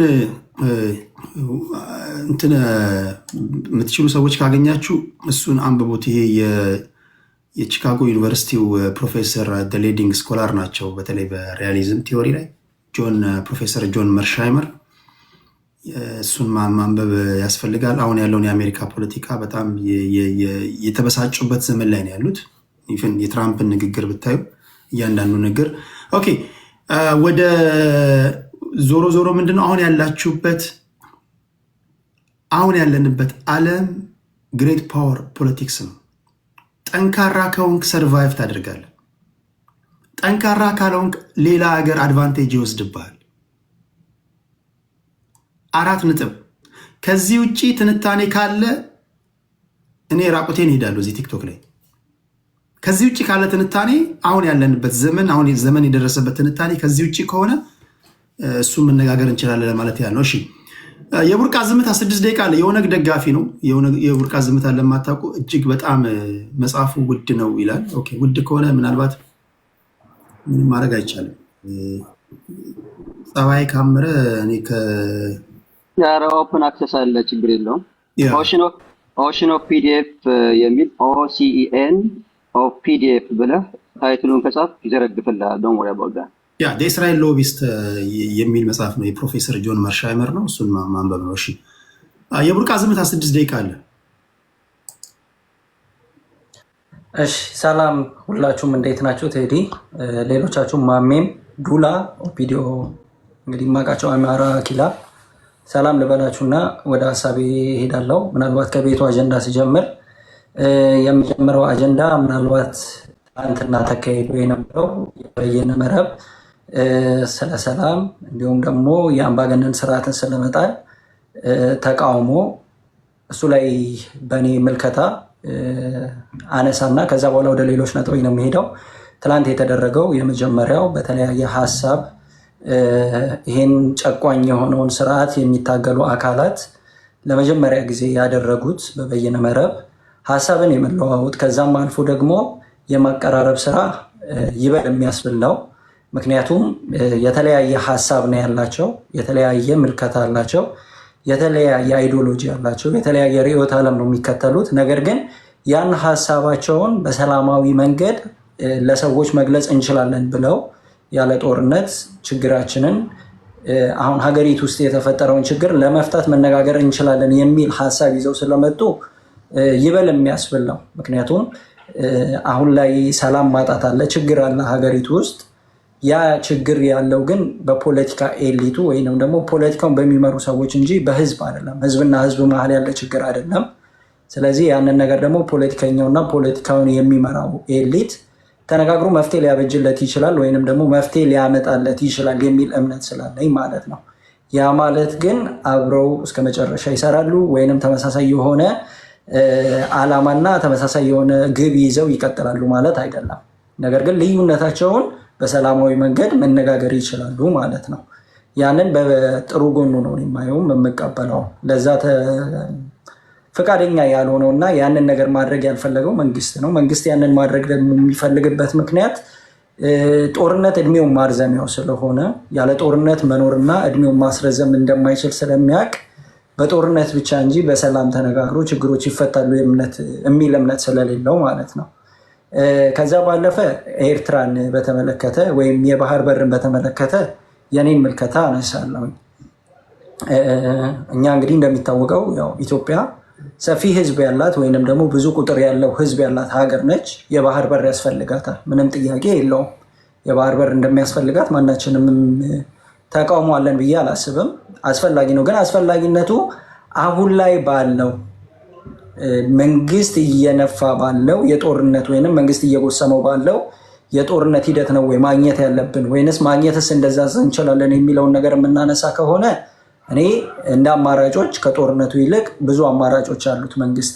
ነገር ግን ያንን የማያደርግበት ጦርነቱን የሚጎስምበት ምክንያት ምንድን ነው የምንል ከሆነ አንደኛ ከዚህ በፊት የነበረውን የህዝብ ድጋፍ፣ ከዚህ በፊት የነበረውን የህዝብ ቅቡልነት፣ ጭብጨባ መልሶ የማግኘት ፍላጎት ነው። ብሔራዊ ሲባል ሁሉም በብሔራዊ ጥቅሙ ወይም በሀገሪቱ ጉዳይ ከጎኔ ይቆማል፣ ከጎኔ ይሰለፋል የሚል ሀሳብ ስላለው ነው እንጂ ያለ ጦርነት የባህር በር ማግኘት ይቻላል። ምክንያቱም ኢትዮጵያ 5 ባህርን የሚጠቀሙ ሀገራትን የምታዋስን ሀገር ነች። ኬንያ፣ ሶማሊያ፣ ጅቡቲ፣ ኤርትራ፣ ሱዳን። ከነዚህ 3ቱ በድንበር ቀጥታ ሊገናኙ የሚችሉት ከኢትዮጵያና ከኢትዮጵያ ጋር ብቻ ነው። ሶማሊያ፣ ኬንያ እንዲሁም ሶማሊያ፣ ኬንያ፣ ጅቡቲ እና ኤርትራ ከኬንያ እና ከሱዳን ውጭ ማለት ነው።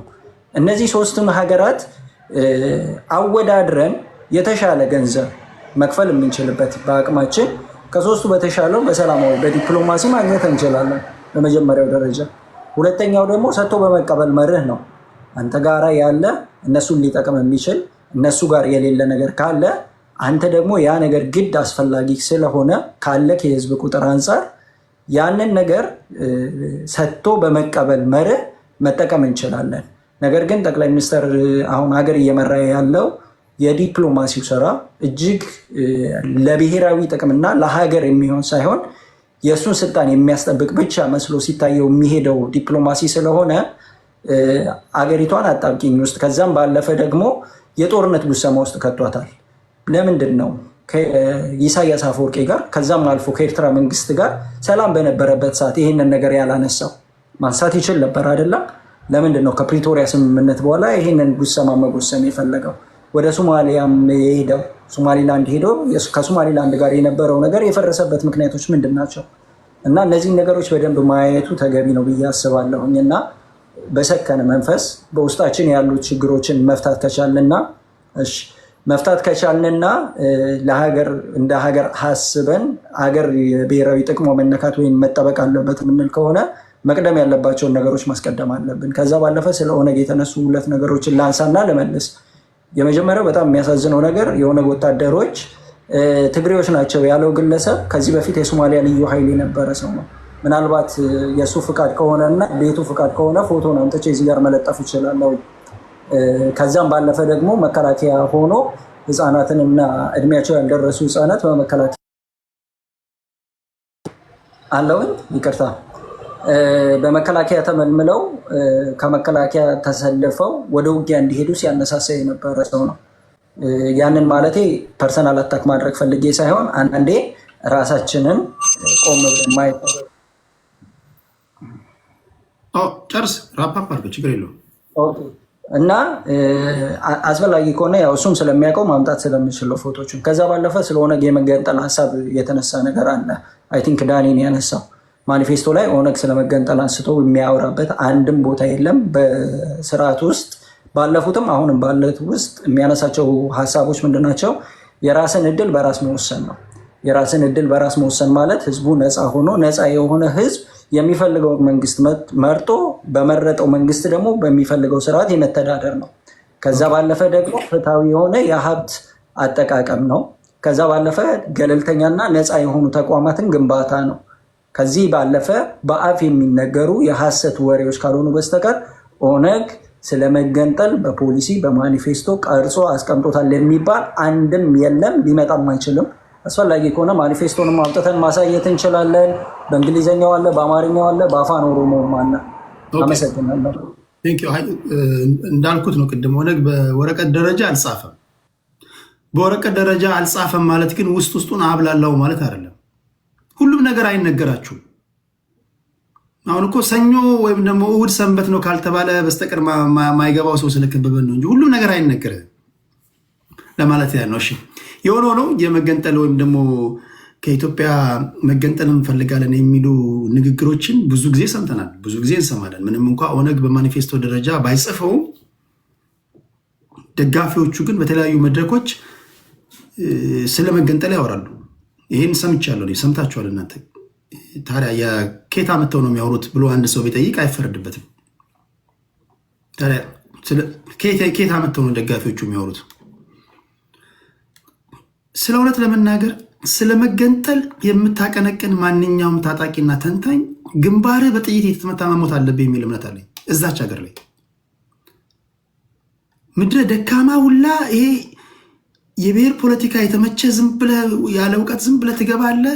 ያንተን ችግር በቃ የህዝቡ ታደርጋለህ፣ ትገነጥላለህ። በቃ ስለመገንጠል በጋራ ኖረናል፣ በጋራ እንጠፋለን። እስከ ክርስቶስ ምንጫ ድረስ አብረን እኖራለን። የትም አትሄድም። የኔ አቋም እኔ ሀገር መሪ ብሆን እንዲህ ተሳስቶ የሚናገር ሰው የሞት ፍርድ ነው የምፈርድበት። የትኛውም ሀገር አይታገስም። በነገር ላይ ሌላ ሀገር ላይ ሄደ ገነጥላለው የሚል ንግግር ስትናገር ቢያደምጡ ደብዛህን ነው የሚያጠፉት። ይህን ታውቃላችኋል። አገራት በእንደዚህ አይነት ጉዳይ ላይ ምንም አይደራደሩም። ስለዚህ ይህን ማወቅ አለባቸው። በተለይ እኔ ማወራው ለታዳጊ ህፃናቶች ነው። ታዳጊ ህፃናቶች የነገ ሀገር ተረካቢዎች፣ አገርህ ናት፣ እናትህ አባትህ ዋጋ የከፈለልህ ናት። ማንም ሽማግሌና ማንም ዝም ብሎ ተስፋ የተሟጠጠው ላይ የመጣ አገር ገነጥላለሁ እኮ ሲል ምን ማለት መሰለ?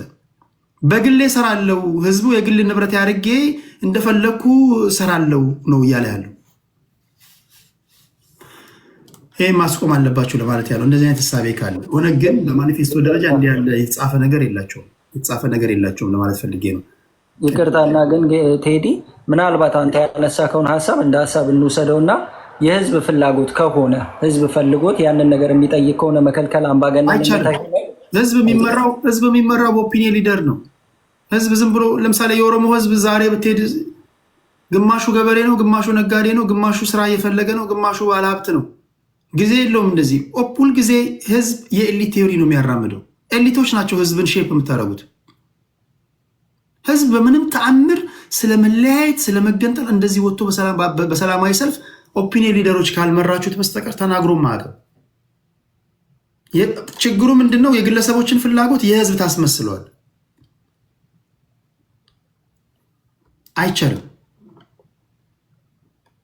አንተ አንድ ግለሰብ ነህ እኮ ለዛ ህዝቡ እንዲወሰን እድሉን መስጠቱ ምንም ወሰን የሚባል የለም። የምን አባቱ መወሰን ነው?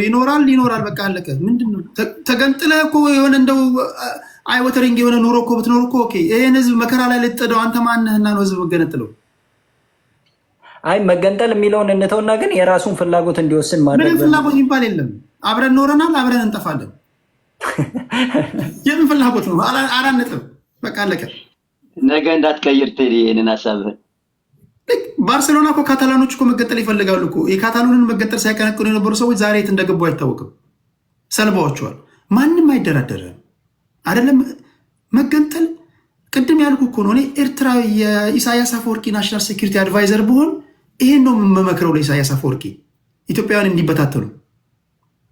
እኔ የአብይ አህመድ ናሽናል ሴኩሪቲ አድቫይዘር ብሆን እንደ አንድ ኢትዮጵያዊ ኤርትራ የምትባል ሀገር ዲስፋንክሽናል እንድትሆን ነው መመክረው። አንዳንዶቻችሁ የምታቀነቅኑት የእናንተ እኮ ትግል አይደለም እኮ፣ ያንተ ትግል አይደለም። አንዳንዶቻችሁ የምትታገሉት የእናንተ ትግል አይደለም። ቆማችሁ ብትመረምሩ ማለት ነው። በተረፈ ኢትዮጵያ የምትባል ሀገር አለች። እናትህ አባትህ ዋጋ ይከፈልልህ። በዛች ሀገር ላይ አገርን ትጠብቃለህ፣ የመጫወቻ ሜዳውን ታስተምራለህ፣ ፖለቲካውን ትሰራለህ። መንግስትን በአፍጢሙ ትከለው፣ ቀይረው። አገር ቀይራለሁ፣ አገር ገነጥላለሁ ካልክ ግን ግንባርህ መመታት አለበት ነው እያልኩ ያሉት። እስኪ ኤርትራውያን ጋር ሄድና እስኪ እንደዚህ አይነት ንግር ነገራቸው ይሰሙሃል፣ እንዴት እንደሚጠየፉ ብታይ። በዚህ አናሎጂ ከሄድ ከኤርትራ መመለስ አለባት ብለን የምታምነው? ኤርትራ ሲጀምርም እኮ ምንም ኤርትራ እኮ ሲጀምርም እኮ ከኛ ጋር አልነበሩም እኮ ለረጅም ዓመታት አልነበሩም። የኤርትራ ጉዳይ በመልካም ፈቃደኝነት ላይ የሚመሰረት ነገር ከ1890 በፊት እና ከፖስት ኮሎኒያል ታይም በኋላ የነበረውን ታሪክ እንድታደርገው ነው። የኢትዮጵያ የግዛት አንድነት የተጠናቀቀው መቼ ነው? ይኸውልህ እኔ እየጠየኩህ ያለሁት የኢትዮጵያ የግዛት አንድነት ያጠናቀቀው ማለት አሁን ቅድም በጣም የምታነሳቸው አንድ የተከበሩ ሰው አሉ አይደለም? የአክሊሉ ሀብተወልድ ሀብተወልድ በኤርትራ ጉዳይ ላይ የተናገሩትን ንግግር አንብበዋል? መሪር ንግግር ነው የተናገሩት። ኤርትራ በምንም ባይሁ ኩርኩሩ ከኢትዮጵያ መነጠል የለባትም ብሎ ያምናሉ አይደለም? የዶክተር ያዕቆብ ወልደማርያም መጽሐፍ አንብበው ከሆነ ማለት ነው። ስ ትክክል። ስለዚህ አንተ የእሳቸው ሶል ደጋፊ ከሆንክ በተደጋጋሚ ስለምሰማ ማለት ነው፣ በተለይ ከጃንሆይ መውደቅ በኋላ የመጣብን ውጥንቅጥ ሁልጊዜ ታነሰዋለህ። ከጃንሆይ በኋላ የመጣው ውጥንቅጥ አንደኛው ነገር በነገራችን ላይ ቅድም ስትናገር እኔ አይዶን ነው ከየት እንዳገኘው አላውቅም፣ ዲዞልቭ ያደረጉት በተለይ ሃይላንድ ኤሪትሪያን ሰፖርት አድርገዋቸዋል እስከ አቡኑ ድረስ ማለት ነው። ተቃውሞ የነበረው ሎውላንዱ ቆላማው ማህበረሰብ ነበረ። ተቃውሞ ወደ ሌላ እንሂድ። ወደ በተራ እኔ ለውጣ ነው የመጨረሻችሁ ዙር ነው። ኢትዮጵያ ውስጥ አንድ አስቸጋሪው ነገር በታሪክ አንስማማም። አይደለም በተፈሪ መኮንን ጊዜ የነበረን ታሪክ ልትነግረኝ ይቅርና ትላንት በሰሜኑ ጦርነት የመጀመሪያውን ቀላ የተኮሰው ማን ነው ብዬ እዚህ ጋር በጠይቃችሁ ሁላችሁም የተለያየ አይነት ትንታኔ ነው ያላችሁ። ግማሾቻችሁ የሰሜን እዝ ስለተመታ ነው ትለኛለህ። ግማሾች አስቀድመው በፌዴራል መንግስት ጦርነት ስለታወጀባቸው ነው ጦርነት የከፈቱት ቲፒኤልኤፍ ትላለህ። ግማሾች ኤርትራውያን ናቸው የቆሰቆሱት ትላለህ። አንስማማም። በትላንት ታሪክ አንስማማም። ስለዚህ የኛ ሀገር ታሪክ ጸሐፊዎች ራሳቸው አንዳንዴ ለህይወታቸው ወይም ደግሞ አድርባ የሆኑ የጻፏቸው ጽፎች ሊኖሩ ይችላሉ። በሁሉም አንስማማም። ጀነራሊ ግን እኔ ተግባራዊ ማደርገው በተለይ እነዚህ በጊዜው የነበሩ ሰዎች የሚናገሩትን የሚሰጡትን ኢንተርቪው ነው መስማት የምፈልገው። ጽሁፉ እንዳለ ሆኖ በወቅቱ የነበሩ ሰዎች እነዚህ አይ ዊትነሶች የሚናገሩት ንግግር ምንድን ነው? እኔ እሱን አደምጣለሁ። አልፍ ብዬም ሌላ አደምጣለሁ። የአብዛኞቹ ንግግር እንግዲህ ይመሳሰላል። እስኪ ቆየት ያሉ ሰዎች ትላልቅ ሰዎች የሚናገሩትን ንግግር ስማ። ከዛ አኳያ ነው እንጂ ይሄ የታሪክ ጉዳይ እንግዲህ ሁላችሁም እንደምታውቁት የኢትዮጵያ የግዛት አንድነት ተሰርቶ የተጠናቀቀው በአፄ ሚኒሊክ ዘመን ነው አይደል? 1900 አይደል? አፄ ሚኒሊክ ናቸው አይደል የተሳካላቸው። ከዛ በኋላ ኤርትራውያን እንዴት ነበር? እንዴት ያለ ህይወት ይገፉ ነበር? ከዛ በኋላ ምን አይነት ህይወት አሳለፉ? ስለዚህ እነዚህ ሁሉ አጨቃጫቂ ነገሮች ሊሆኑ ይችላሉ። ወደ ዋናዎቹ ጉዳዮች እንሂድና አይ ቲንክ መሐመድ ነው መሰለኛል። መሐመድ አኪላ ነበር መሰለኝ። እንትን ከሆነ ችግር የለም ይቀጥልና ይቀጥላል። ከአኪላ ነበርኩ ቴዲ እኔ ነኝ እኮ ጊዜ እኔ ነበር። አንተማ ተመልሰህ ነው የመጣው። አኪላ መሐመድ ያወራና አኪላ ከዛ ወደ አንተ እመጣለሁ። ኦኬ መሐመድ አሁን ተራ አንተ ስለሆነ ቅድም ያነሳቸውን ሁሉ መሄድ ትችላለህ። አመሰግናለሁኝ። በዋናነት እዚህ ቤት ውስጥ አሁን እያዩ ያለሁት አሁን እኔ በነገራችን ላይ ኢንተርጀክት ማድረግ የፈለኩት የናሽናል ኢንትረስት ጉዳይ ስታወራ ስላየው ነው። እና ነገር ግን የናሽናል ኢንትረስት ሲወራ በጣም ቶለሬት የማታደርጋቸው የነበሩ መስመሮች ኮምፕሊትሊ ዲስማንትል ሆነው አይቻለሁ ዛሬ።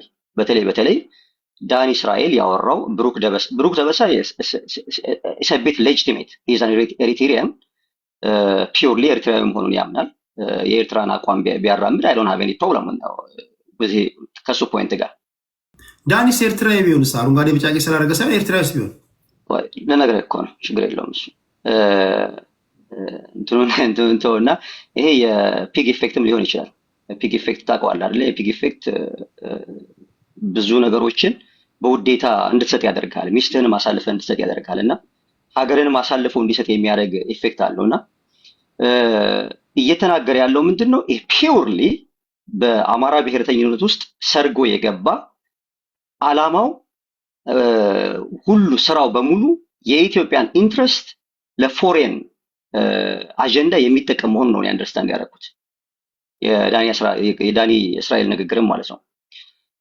when it comes to Eritrea I mean በነገራችን ላይ አንድ ሰው የኤርትራ ህዝቦች እንደ ህዝብ የኛ ህዝቦች ናቸው ብለን ነው እኛ የምናምነው። እኔ ቤዚካሊ ማምነው እንደዛ ነው። ተጋብተናል፣ ተዋልደናል። ይሄ ዝም ብለን በየሚዲያው ላይ ማውራት ስለማይጠበቅብን። ነገር ግን ሪጅሙን ከተመለከትን አገዛዙን ከተመለከትን አገዛዙ ለኤርትራያኖችም ለኛም ጠላት ነው፣ ለኢትዮጵያኖች። በነገራችን ላይ ከቅድመ ሪፈረንደም በፊት የነበሩትን ዶሲዎች መመልከት ከቻልክ የፈረንሳዩ ኮንፈረንስ ላይ የነበረው ምንድን ነበረ? ኢሚዲየትሊ ከቀኝ ግዛት በወጣችበት ሰዓት በሞግዚትነት ለአራት ሀገሮች ነው አይደለም እንትን አጀንዳውን ሲያራምዱ የነበሩት። አራቱ ሀገሮች በአብዛኛው የኢትዮጵያን ሌጂቲሜት ራይት የጠበቀ ንግግር ነው የሄዱት ኤክሴፕት ፓኪስታን ሙሉ በሙሉ ከኤርትራ ሳይድ ነበር የነበረችው በብዙ ነገር ማለት ነው። መገንጠል ምናምን ዶክመንቱን ማየት እንችላለን። በቀደም እያወራን ነበር። ያንን ስንመለከት ኢትዮጵያ ላንድ ሎክድ እንድትሆን የተደረገችው በሁለቱ የአክስትማማች ልጆች በመለስ ዜናዊና በኢሳያስ አፈወርቂ ፕላስ ዩናይትድ ኔሽን ራሱ ኢንተረስት ነበረው። ምክንያቱም አሜሪካኖች ትልቅ ማኒፕሌቲቭ የሆነ ስራ ሰርተዋል። ኢትዮጵያን በተለይ ከንጉሱ ጋር የነበራቸው እንትን ማለት ነው። ከዛ በኋላም ደግሞ ደርግ ከሶሻሊስት ጋር ስለነበር ይሄ ኮልድ ዋር ታይም ስለነበር በዛ መልኩ የኢትዮጵያን ላንድ ሎክ ያደረጉበት ሁኔታ አለ። ከዛ ባሻገር በሰዓቱ የነበረው ኤርመን ኮን የጻፈውን ሪፖርት ማየት ትችላለህ። ስቲል እኮ ፑሽ ያደርጋል አይደል? ኢትዮጵያኖች they should question የአሰብን ጉዳይ ማለት ነው። የአሰብ ጉዳይ በነገራችን ላይ it is the issue of the lowlanders የኤርትራ ሎውላንደርስ የኢትዮጵያ ሎውላንደርስ አንድ ላይ ዩኒፋይድ ከተደረጉ በምንም ተአምር ማንም ማስቀረት አይችልም። ምክንያቱም ሃይላንደሮቹ በሰዓቱ ምን ነበሩ? ዛብን ዊዝ ኃይለ ሥላሴ መጨረሻ ላይ እኮ ነው ሁኔታውን ለብቻችን ተነጥለን የምናገኘው ነገር የለም የሚል እሳቤ ውስጥ ገብተው ከ3 ከ4 ዓመት በኋላ ማለት ነው ሎውላንደሮቹ ጋር ተስማምተው የኤርትራን የኢፒኤልኤፍ የሚባለው እንትን ውስጥ የገቡት። ከዛ ኢሳያስ አፈወርቂም እኮ ሃይጃክ ነው ያደረገው የሎውላንደሮችን ጥያቄ ማለት ነው። ከዛ ባሻገር በሰዓቱ ለዩኤን ደብዳቤ ሲጽፍ የነበረው የፎሬን ሎቢውን ሲሰራ የነበረው አሁን እስር ቤት ያለው ኃይሌ ወልደ ትንሳኤ ለምንድን ነው እስር ቤት የገባው? በሰዓቱ እንግሊዝ ውስጥ በነበረው ውይይት መለስ ዜናዊና ኤርትራን ወክሎ ውይይት በተደረገበት ሰዓት ምንድን ነበር ያደረጉት? ራሳቸው ተስማምተው ከኢትዮጵያ ቀድሞ ማለት ነው ለዩናይትድ ኔሽን ደብዳቤ የጻፈው ማን ነው? ኃይሌ ወልደ ትንሳኤ the secretary general of Eritrea at that time። ኢሳያስ አፈወርቂ ቫይስ ሴክሬታሪ ጀነራል ነበረ።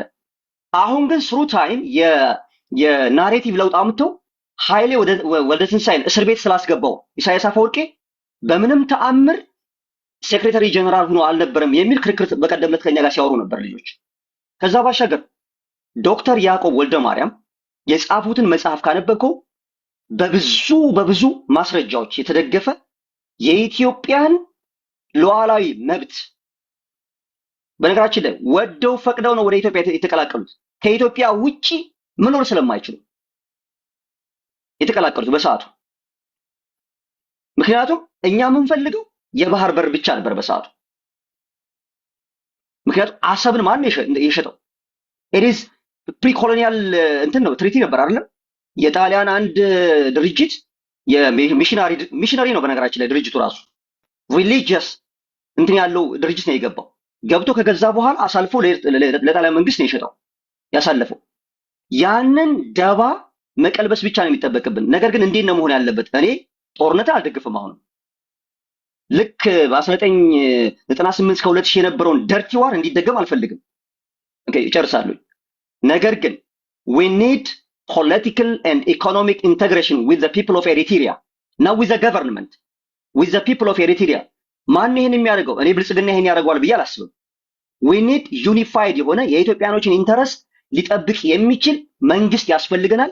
ያ መንግስት ግን ሊያደርግ የሚገባው ከኤሪትሪያኖች ጋር ዘለቄታዊ የሆነ መፍትሄ ሊያመጣ የሚችል ፖለቲካል ኤንድ ኢኮኖሚክ ኢንተግሬሽን። በነገራችን ላይ በሰዓቱ ኢሳያስ አፈወርቂ እና የኤርትራን አላይድ ግሩፖች የነበሩት የሚያንቀሳቀሱትን ነገር ይቃወሙ ነበረ። ምክንያቱም ለሆርን ኦፍ አፍሪካ ዲስታቢሊቲ ምክንያት ትሆናለች ኤርትራ ተብሎ ማለት ያንን ነው እያየን ያለነው። ጽሁፎችን ስናነብ ስጋታቸው ያነበረ። አሁንም ምንድን ነው የሆነ ያለው? ሱዳን ጋር ያለውን ኤርትራ እጅ አለበት፣ ከሶማሊያ ጋር ያለውን ኤርትራ እጅ አለበት። ኢትዮጵያ ውስጥ አሁን እያንዳንዱ አሁን እያየን ነው። እነ ዳኒ እስራኤል they don't care፣ አይጨንቃቸውም።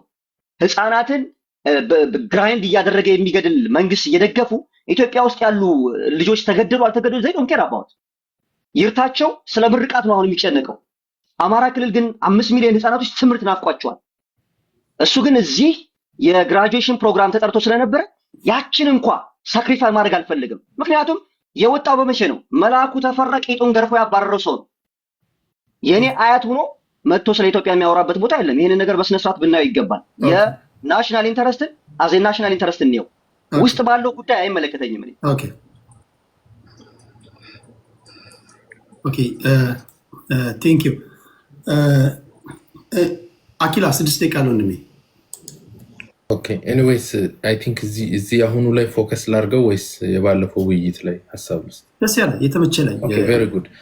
አንድ የኤርትራ ወንድማችን አንድ ማሳወቅ እንፈልገው እንደ ዋና አማራ እኛ ጸባችን ከብልጽግና እንጂ ከኢትዮጵያ ጋር አይደለም። ሶ the way you came off ቶታሊ አገሪቷን አንደርማይን በማድረግ ነው። ይሄ ባይ ዘ ወይ ስህተትም ነው መቅበጥም ነው። ያ ሮንግ። ኦኬ አገሪቷን እንወዳታለን። ከኤርትራ በኩል የሚሰጡ በጣም ማናናቅ ከኢትዮጵያ ምን አገኛለሁ ምናምን የሚላል አብዛኛው የኤርትራ ስደተኛ ኢትዮጵያ ውስጥ ነው የሚኖረው።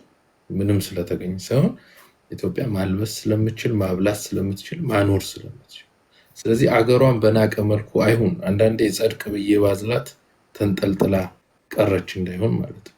ኦኬ ስለዚህ እኛ እንደ ዋና አማራ ይሄን የምናነሳው ሆርን ኦፍ አፍሪካ ላይ ማይረባ ጦርነት፣ ውጤት የሌለው ጦርነት እንዳይመጣ እንጂ ከኤርትራ የምናገኘው ጥቅም የለም።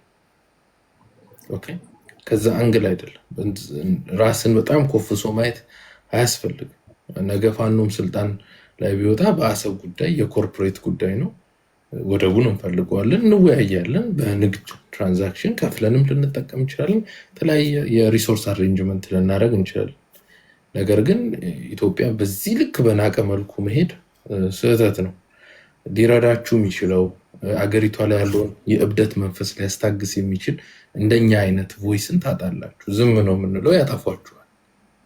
ኦኬ። ስለዚህ በዚህ ልክ ይሁን፣ በተከባበረ መልኩ አገሪቷን ባትንቁ። ብልጽግና መናገር ትችላላችሁ፣ አይ ዶንት ማይንድ፣ እኛን ስለሚገለን። አገሪቷን ግን አትናቁ። በጣም በሚደብር መልኩ ነው የተነገረው አገሪቷ የተነሳችሁ ማለት ነው። በጣም የምታስቀና ትልቅ ሪሶርስ ያላት፣ ትልቅ ህዝብ ያላት፣ ብዙ የተማረ ኃይል ያላት አገር ናት። ኢስት አፍሪካ ላይ ኢትዮጵያ ከሌለች ደህና ሀገር አለ እንዴ? የለም ዙሪያችን ላይ። ስለዚህ በዚህ ልክ ይታሰብ እና እንከባበር ነው የሚባለው። በዛ ልክ ይታይ። ሌላው በትናንትናው ዕለት የተደረገው አገዛዝ ይብቃ፣ ዲክታተርሺፕ ይብቃ፣ ብልጽግና ይቀጥል፣ ጦርነት ይቁም፣ ፋኖ ትጥቅ ይፍታ፣ በመጨረሻ ሰላም ይምጣ የሚል አቦይ ስብሃት ያደራጁት ኃይል በትናንትናው ዕለት ተገናኝቶ መክሯል። በምክሩም ላይ ያስቀመጠው ነገር በሀገሪቷ ላይ ያለውን ጦርነት ሁለት ኃይሎች ይወስናሉ፣ ፋኖና ብልጽግና። ፋኖ የሀገሪቷን ቫዮለንስ የማቆም እሺም ማለት እምቢም ማለት መብት አለው። መንግስት ተኩስ ቢያቆም ፋኖ ላያቆም ይችላል። ፋኖ ተኩስ ካቆመ ግን መንግስት ተገዶ ተኩስ ያቆማል። ስለዚህ የኃይል ሚዛኑ ዛሬ ላይ ኢትዮጵያ ውስጥ ያለው ቀውስ፣ የኢኮኖሚ ቀውስ፣ የጦርነት ሁሉም ነገር ቁልፎ ያለው ፋኖ ላይ ነው። ቢኮዝ ፋኖ ተኩስ ካላቆመ መንግስት ቢያቆም ይዳዝም ማተር ፋኖ ወደ 4 ኪሎ መሄዱ ስለማይቀር፣ ስለዚህ የፋኖ ኃይል ትልቅ ሆኖ ሳለ በትናንትናው ዕለት ግን ፓወር ኖሯቸው ያየነው አቦይ ስብሃት እነ ልደቱ ምንም ጦር ያላዋጡ በሀገሪቷ ቀውስም ላይ ምንም ላይ አክቲቪስት የሌላቸው ተከታይ ህዝብ የሌላቸው እነ ጃዋር ምናምን በጣም ፓወርፉል ሆነው በእኛ በኩል በፋኖን ወክሎ ሄዷል ያልነው ዘመነ ካሴ ስሙ እንኳን አርበኛ ተብሎ ሳይጠራ በንቀት አቶ ተብሎ በጣም ዲስሪስፔክት ሊትራሪ እንደው አማራውን ወክሎ ሄዷል ከተባለ እሱ ነበረ የዛ ስብስብ መሪ ወይ የዛ ስብስብ ዋና ሰው መሆን የነበረበትና በዚህ ልክ ንቀት ያሳየ ነው። ያው አቦይ ስብሃት ያኮረፈውን ወይም 2018 የተባረረውን ኢህአዴግ የተለያዩ ሰዎችን ሰብስበው ለማምጣት ሞክረዋል። በዘመነ ካሴ ላይ ያሄቱ ሰይቴስ አብዛኛው አማራ ተቃውሞ አሰምቷል። ቢኮዝ አቦይ ስብሃት ገዳያችን ናቸው፣ እሳቸው እቅፍ ውስጥ ይገባል ብለን አስበንም አናቅም፣ ገምተንም አናቅም።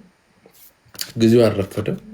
እዚህ ውስጥ በሱም በቃሉ በገለጸው በዚህ አደረጃጀት ውስጥ በጋራ ለመስራት ለነገ የማይባልና ተጠናክሮ መቀጠል ያለበት የስትራቴጂክ አላያንስ እንዲኖር ጥያቄ አቅርቧል። ያ ማለት የአማራ ህዝብ ትግል ተላልፎ ወሳኞቹ በአሁኑ ትግል ላይ ምንም 5 ሳንቲም ያላወጡት አቦይ ስብሃት እንትና ማነው ልደቱ፣ ጀዋር፣ እነዚህ ሰዎች በሙሉ እኛ ትግልን ብቻ ሳይሆን በማህበረሰባችን ላይ ከዚህ በፊት አደጋ የደቀኑ ያስጨፈጨፉ፣ በጭፍጨፋ ውስጥ እጃቸው ያለ ለወደፊትም ለምንጨፈጨፍበት ትርክት ስለው የሄዱ ሰዎች ናቸው። እዚህ ውስጥ ተካቷል። በዚሁ አጋጣሚ እንደዋን አማራ ዘመነ ካሴ ያደረገው ነገር እጅግ ስህተት የሆነ የአማራን ህዝብ እንደዋን አማራ የማይወክል እንቅስቃሴ አድርጓል። ስህተት ነው። ሌላው ማህበረሰብ እንዲረዳል የምንፈልገው የአማራ ፋኖ ገዳዮቹ ከሆኑት እና አቦይ ስብሃት የአማራን ህዝብ ለ2 ዓመት አዲስ አበባ ተቀምጠው ሲያስጨፈጭፉ ከአዲስ አበባ ሲያፈናቅሉ ከነበሩት እንደነ ጀዋር መሐመድ አይነት ሰዎች አማራ የሚባል የለም ክርስቲያንና ሙስሊም ነው እስላም ነው ሲሉ የነበሩትን እነ ልደቱን ጋር የመስራት ኢንተረስት የለው። ከነዚህ ጋር ስትራቴጂካል ላይ መሆን አይፈልግም። በሙሉ አቅሙ የራሱን ትግል ማሳካት የሚችልበት በቂ አቅም አለው። እነዚህንም ሰዎች ደግሞ ሜቢ ከልደቱ በስተቀር አብዛኛውን እዛ ላይ የነበሩትን ለፍትህና ለፍርድ የምንፈልጋቸው ናቸው። የጨፈጨፏቸው ሰዎች አስክሬን ባልበሰበሰበት አቦይ ስብሃት በፈጸሙት ወንጀል ይመሩት በነበረው በቲዲኤፍ ኃይል በወሎና በሸዋ ያለው ብሎም በጎንደር ያለው የአማራ ህዝብ አስክሬኑ ባልበሰበሰበት ሰዓት ዛሬ ላይ ከዚህ ኃይል ጋር ተሰባስቤ ድርጅት መሰረታለሁ የሚል አካሄድ ስህተት ያየነው። የአቦይ ስብሃት ትንንሽ ልጆች ተሰብስበው እሳቸው መሪነት ነው የመጡት። መጨረሻ ማሳረጊያውን ንግግር ያደረጉት እሳቸው ናቸው። ስለዚህ ይሄ አማራን የማይወክል ነው። በዚህ ውስጥ አንድነት ይባል የለም። በዚህ ውስጥ አንድ ሰራዊት ያላዋጡ ሰዎች በትግላችን ውስጥ አቦይ ስብሃት የሰጡን ሰራዊት የለም፣ ልደቱ የሰጠን የለም፣ ጀዋርም የሰጠን የለም። ግን መሪዎቻችን ሆኖ ሊመጡ ነው። ለዚህ በር መከፈት አልነበረበትም። ይሄ ትልቅ ስህተት ነው። ፋኖ ራሱን ሌሎችን ፋኖ ከዚህ ራሳቸው መጠበቅና በራሳቸው አማራ ከአማራ ጋር ተጋግዞ ወደ 4 ኪሎ የሚያደርገውን ግስጋሴ ማድረግ አለበት እንጂ እኛ ፍትህ የምንጠይቀው ከሁሉም ኢህአዲግ ነው። ህወሓትም ኢህአዲግ ነው፣ ብአዴንም ኢህአዲግ ነው፣ ኦህዴድም ኢህአዲግ ነው እንጂ የትግራዩን ኢህአዲግ ህወሓትን የተዋ ሌላው የኦህዴድ ምልምል የሆነውን ጀዋርን የተዋ እና ሌሎችን አማራ ጠል ኃይሎችን ያቀፈ ትግል አርገንም አናቅ። ስንጀምርም እነሱን አስበን አልጀመርንም። አሁንም እያደረግን አይደለም። ወደፊትም በድላችን ማግስት ለህግ መንፈልጋቸው ናቸው። ስለዚህ የተሰራው ነገር እንደ ዋና አማራ ሌሎችም ብዙ ኃይሎች ከጎናችን ናቸው። ከፍተኛ ተቃውሞ እያሰሙ ነው። በዘመነ ካሴ ላይ በአማራ የፖለቲካ ታሪክ ይቅር የማይባልና ከፍተኛ የሚባል ቀይ መስመርን ያለፈ ስህተት ተፈጽሟል ማለት ነው። ያን እንደሆነ አማራን ደግፎ ብዙ አማሮችም ከጎናችን ናቸው ብለን እናስባለን። ቴንክ ዩ። በነገራችን ላይ እኔ ከዋና አማራዎች ጋር ማውራት እጅግ በጣም የሚቀለኝ ለምሳሌ ድርጅት ናቸው። እያንዳንዱ ትንታኔ ከድርጅታቸው አንጻር ነው የሚነግሩ። ጠዋት ሌላ ከሰዓት ሌላ፣ ከሰዓት ከበደ የሚባል ሰውዬ የሚያዘውረው ማታ አየለ የሚባል ሰውዬ የሚያሾረው ምናምን አይደለም። የሆነ ኦርጋናይዜሽን ነው። ስለዚህ ሌሎቻችሁም እንደዚህ መሆን አለባችሁ። ቢያንስ ቅርጽ ሊኖራችሁ ይገባል። አሁን ለምሳሌ እያንዳንዱ ንግግራውን ናሬሽናቸውን ስማ። ከዋና አማራ አንጻር ይላል። ከዋና አማራ አንጻር፣ ከዋና አማራ አንጻር፣ ከዋና አማራ አንጻር ይሄ ነገር ትክክል አይመስለኝም፣ ይሄ ነገር ትክክል አይመስለኝም እያለ ነው የሚናገረው። እንዲህ ሲሆን ፖለቲካ ለመወያየትም ባርጌን ለማድረግ የተለያዩ ነገሮች ይቀላቸዋል። እና አትሊስት በፖለቲካው መስክ ነገሮችን ስላቀለላችሁልኝ ዋና አማራዎች እሱ ብቻ አይደለም። በነገራችሁ እኔ ከ5 ዓመት ገና ሲመጡ ጀምሮ እኔ ታውቃላችሁ፣ አብዛኞቻችሁ እኔ ጋር ነው የመጡት። ሲዋዥቁ አይቻችሁ አላውቅም። በቃ ሲዋዥቁ አይታችሁ ታውቃላችሁ? እንደዚህ ይሄ ወይ ናኪላ ወይ ዘራቆብ ሌላ ቤት ገብቶ ጠዋት ሌላ ከሰዓት ሌላ ጀስት ከወጡበት ከድርጅታቸው አንጻር ነው ፖለቲካቸውን የሚሰሩት። የአማራ ትግል መመራት ያለበት በእናቱም በአባቱም አማራ በሆነ አጥንትና ደም እየመረመር ነው ይለዋል። ተስማማለህ፣ ትከራከራለህ፣ አትስማማም፣ ትሄዳለህ። ይሄ የዋና አማራዎች እንትን ነው። ስለዚህ እዚህ ቲክቶክ ላይ ቢያንስ ቅርጽ ይዘው በሚያደርጉት ፖለቲካ ልታመሰግኗቸው ይገባል የሚል እምነት አለኝ። አቋማቸው ምንም ሆነ ምን እኔ አቋማቸውን ደግፋለሁ እያልኩኝ አይደለም። እኔ ማይ አላይመንት ኢዝ ዊዝ ማይ ካንትሪ ዊዝ ማይ ፒፕል አለቀ። የኔ አላይመንቴ ከህዝቤና ከሀገሬ ጋር ነው። ሀገሬን ከፍ ከፍ የሚያደርግልኝ ማንኛውም ሀገሬን ማስደፍር ይሄ ማይሽለጠለጥ ይሄ ጀስት በጎረቤት ሀገር በንቀት የሚታይ ምናምን ሰው ከሆነ በጣም ያሳዝነኛል። ሀሳብህ ምንም ሆነ ምን አገርን ግን መጠበቅ አለብህ የሚል እምነት አለኝ። የዛን ጊዜ እኔ ከአንተ ጋር ከጎን ነኝ። በተረፈ በምታደርገው የፖለቲካ መጫወቻ በምታደርገው የፖለቲካ ዲስኮርስ ገዢውን ፓርቲ በአናቱ ትከለው፣ አገርን ግን ጠብቅ። አገሩን የሚጠላ ፖለቲከኛ ጤነኛ አይደለም። በቃ ኤርትራውያን ተመልከታቸው። ቅድም ሲናገር ሰምታችኋል። ብሩካ ኢሳያስ አፈወርቂ ቢገርፈን ይሻለናል። ያው የፈለግን የመጨረሻ የቁርጥ ቀን ሲመጣ ሀገራችንን ነው የምንጠብቀው። ዊዶን ኬር ስለ ኢሳያስ አፈወርቂ። በሀገራችን ጉዳይ ላይ ግን ከመጣ ቅንድብህን እንሰልባለን እያሉ ቢያንስ እንኳን ቢያንስ የሆነ ኢትዮጵያዊነት ወኔ ያስፈልጋል እያልኩ ነው። እንዴት ያሉ ብሔርተኞች እንደመጡብን አላውቅም። ሆነ አገር መጥላት ትክክለኛ የብሔርተኝነት ማሳያ መስሎ ነው የሚታያቸው ለአብዛኞቹ። ስለዚህ እባክህ አንድ ሰው ጻፍልኝ ኮመንት ላይ የምናገረው ነገር ከገባ አገር መጥላት የብሔርተኝነት ማሳያ አይደለም በልልኝ። ወይም የምናገረው ነገር ከገባ ዘላ አሜን በል ማለት ያለው። ከአኪላ ቀጥሎ ኦፒዲዮ ፕላስ አባወነ አሁን ነኝ ነው ከአንተ ነው የጀመረው። ከአንተ ጀምረ አንተ ሁለተኛ እኮ አኪላ በጨረሻ ጨርሶ አኪላ እኮ እያወራ ራሱ ነው አልፎኝ ነበር። ስለዚህ ከአንተ ነው የሚጀምረው ማለት ነው። ከዛ ኦፒዲዮ ነው። ኧረ እኔ ነኝ ሱራ። ኖ ከአንተ በፊት ነኝ ኦፒዲዮ አውርተሃል አይደል?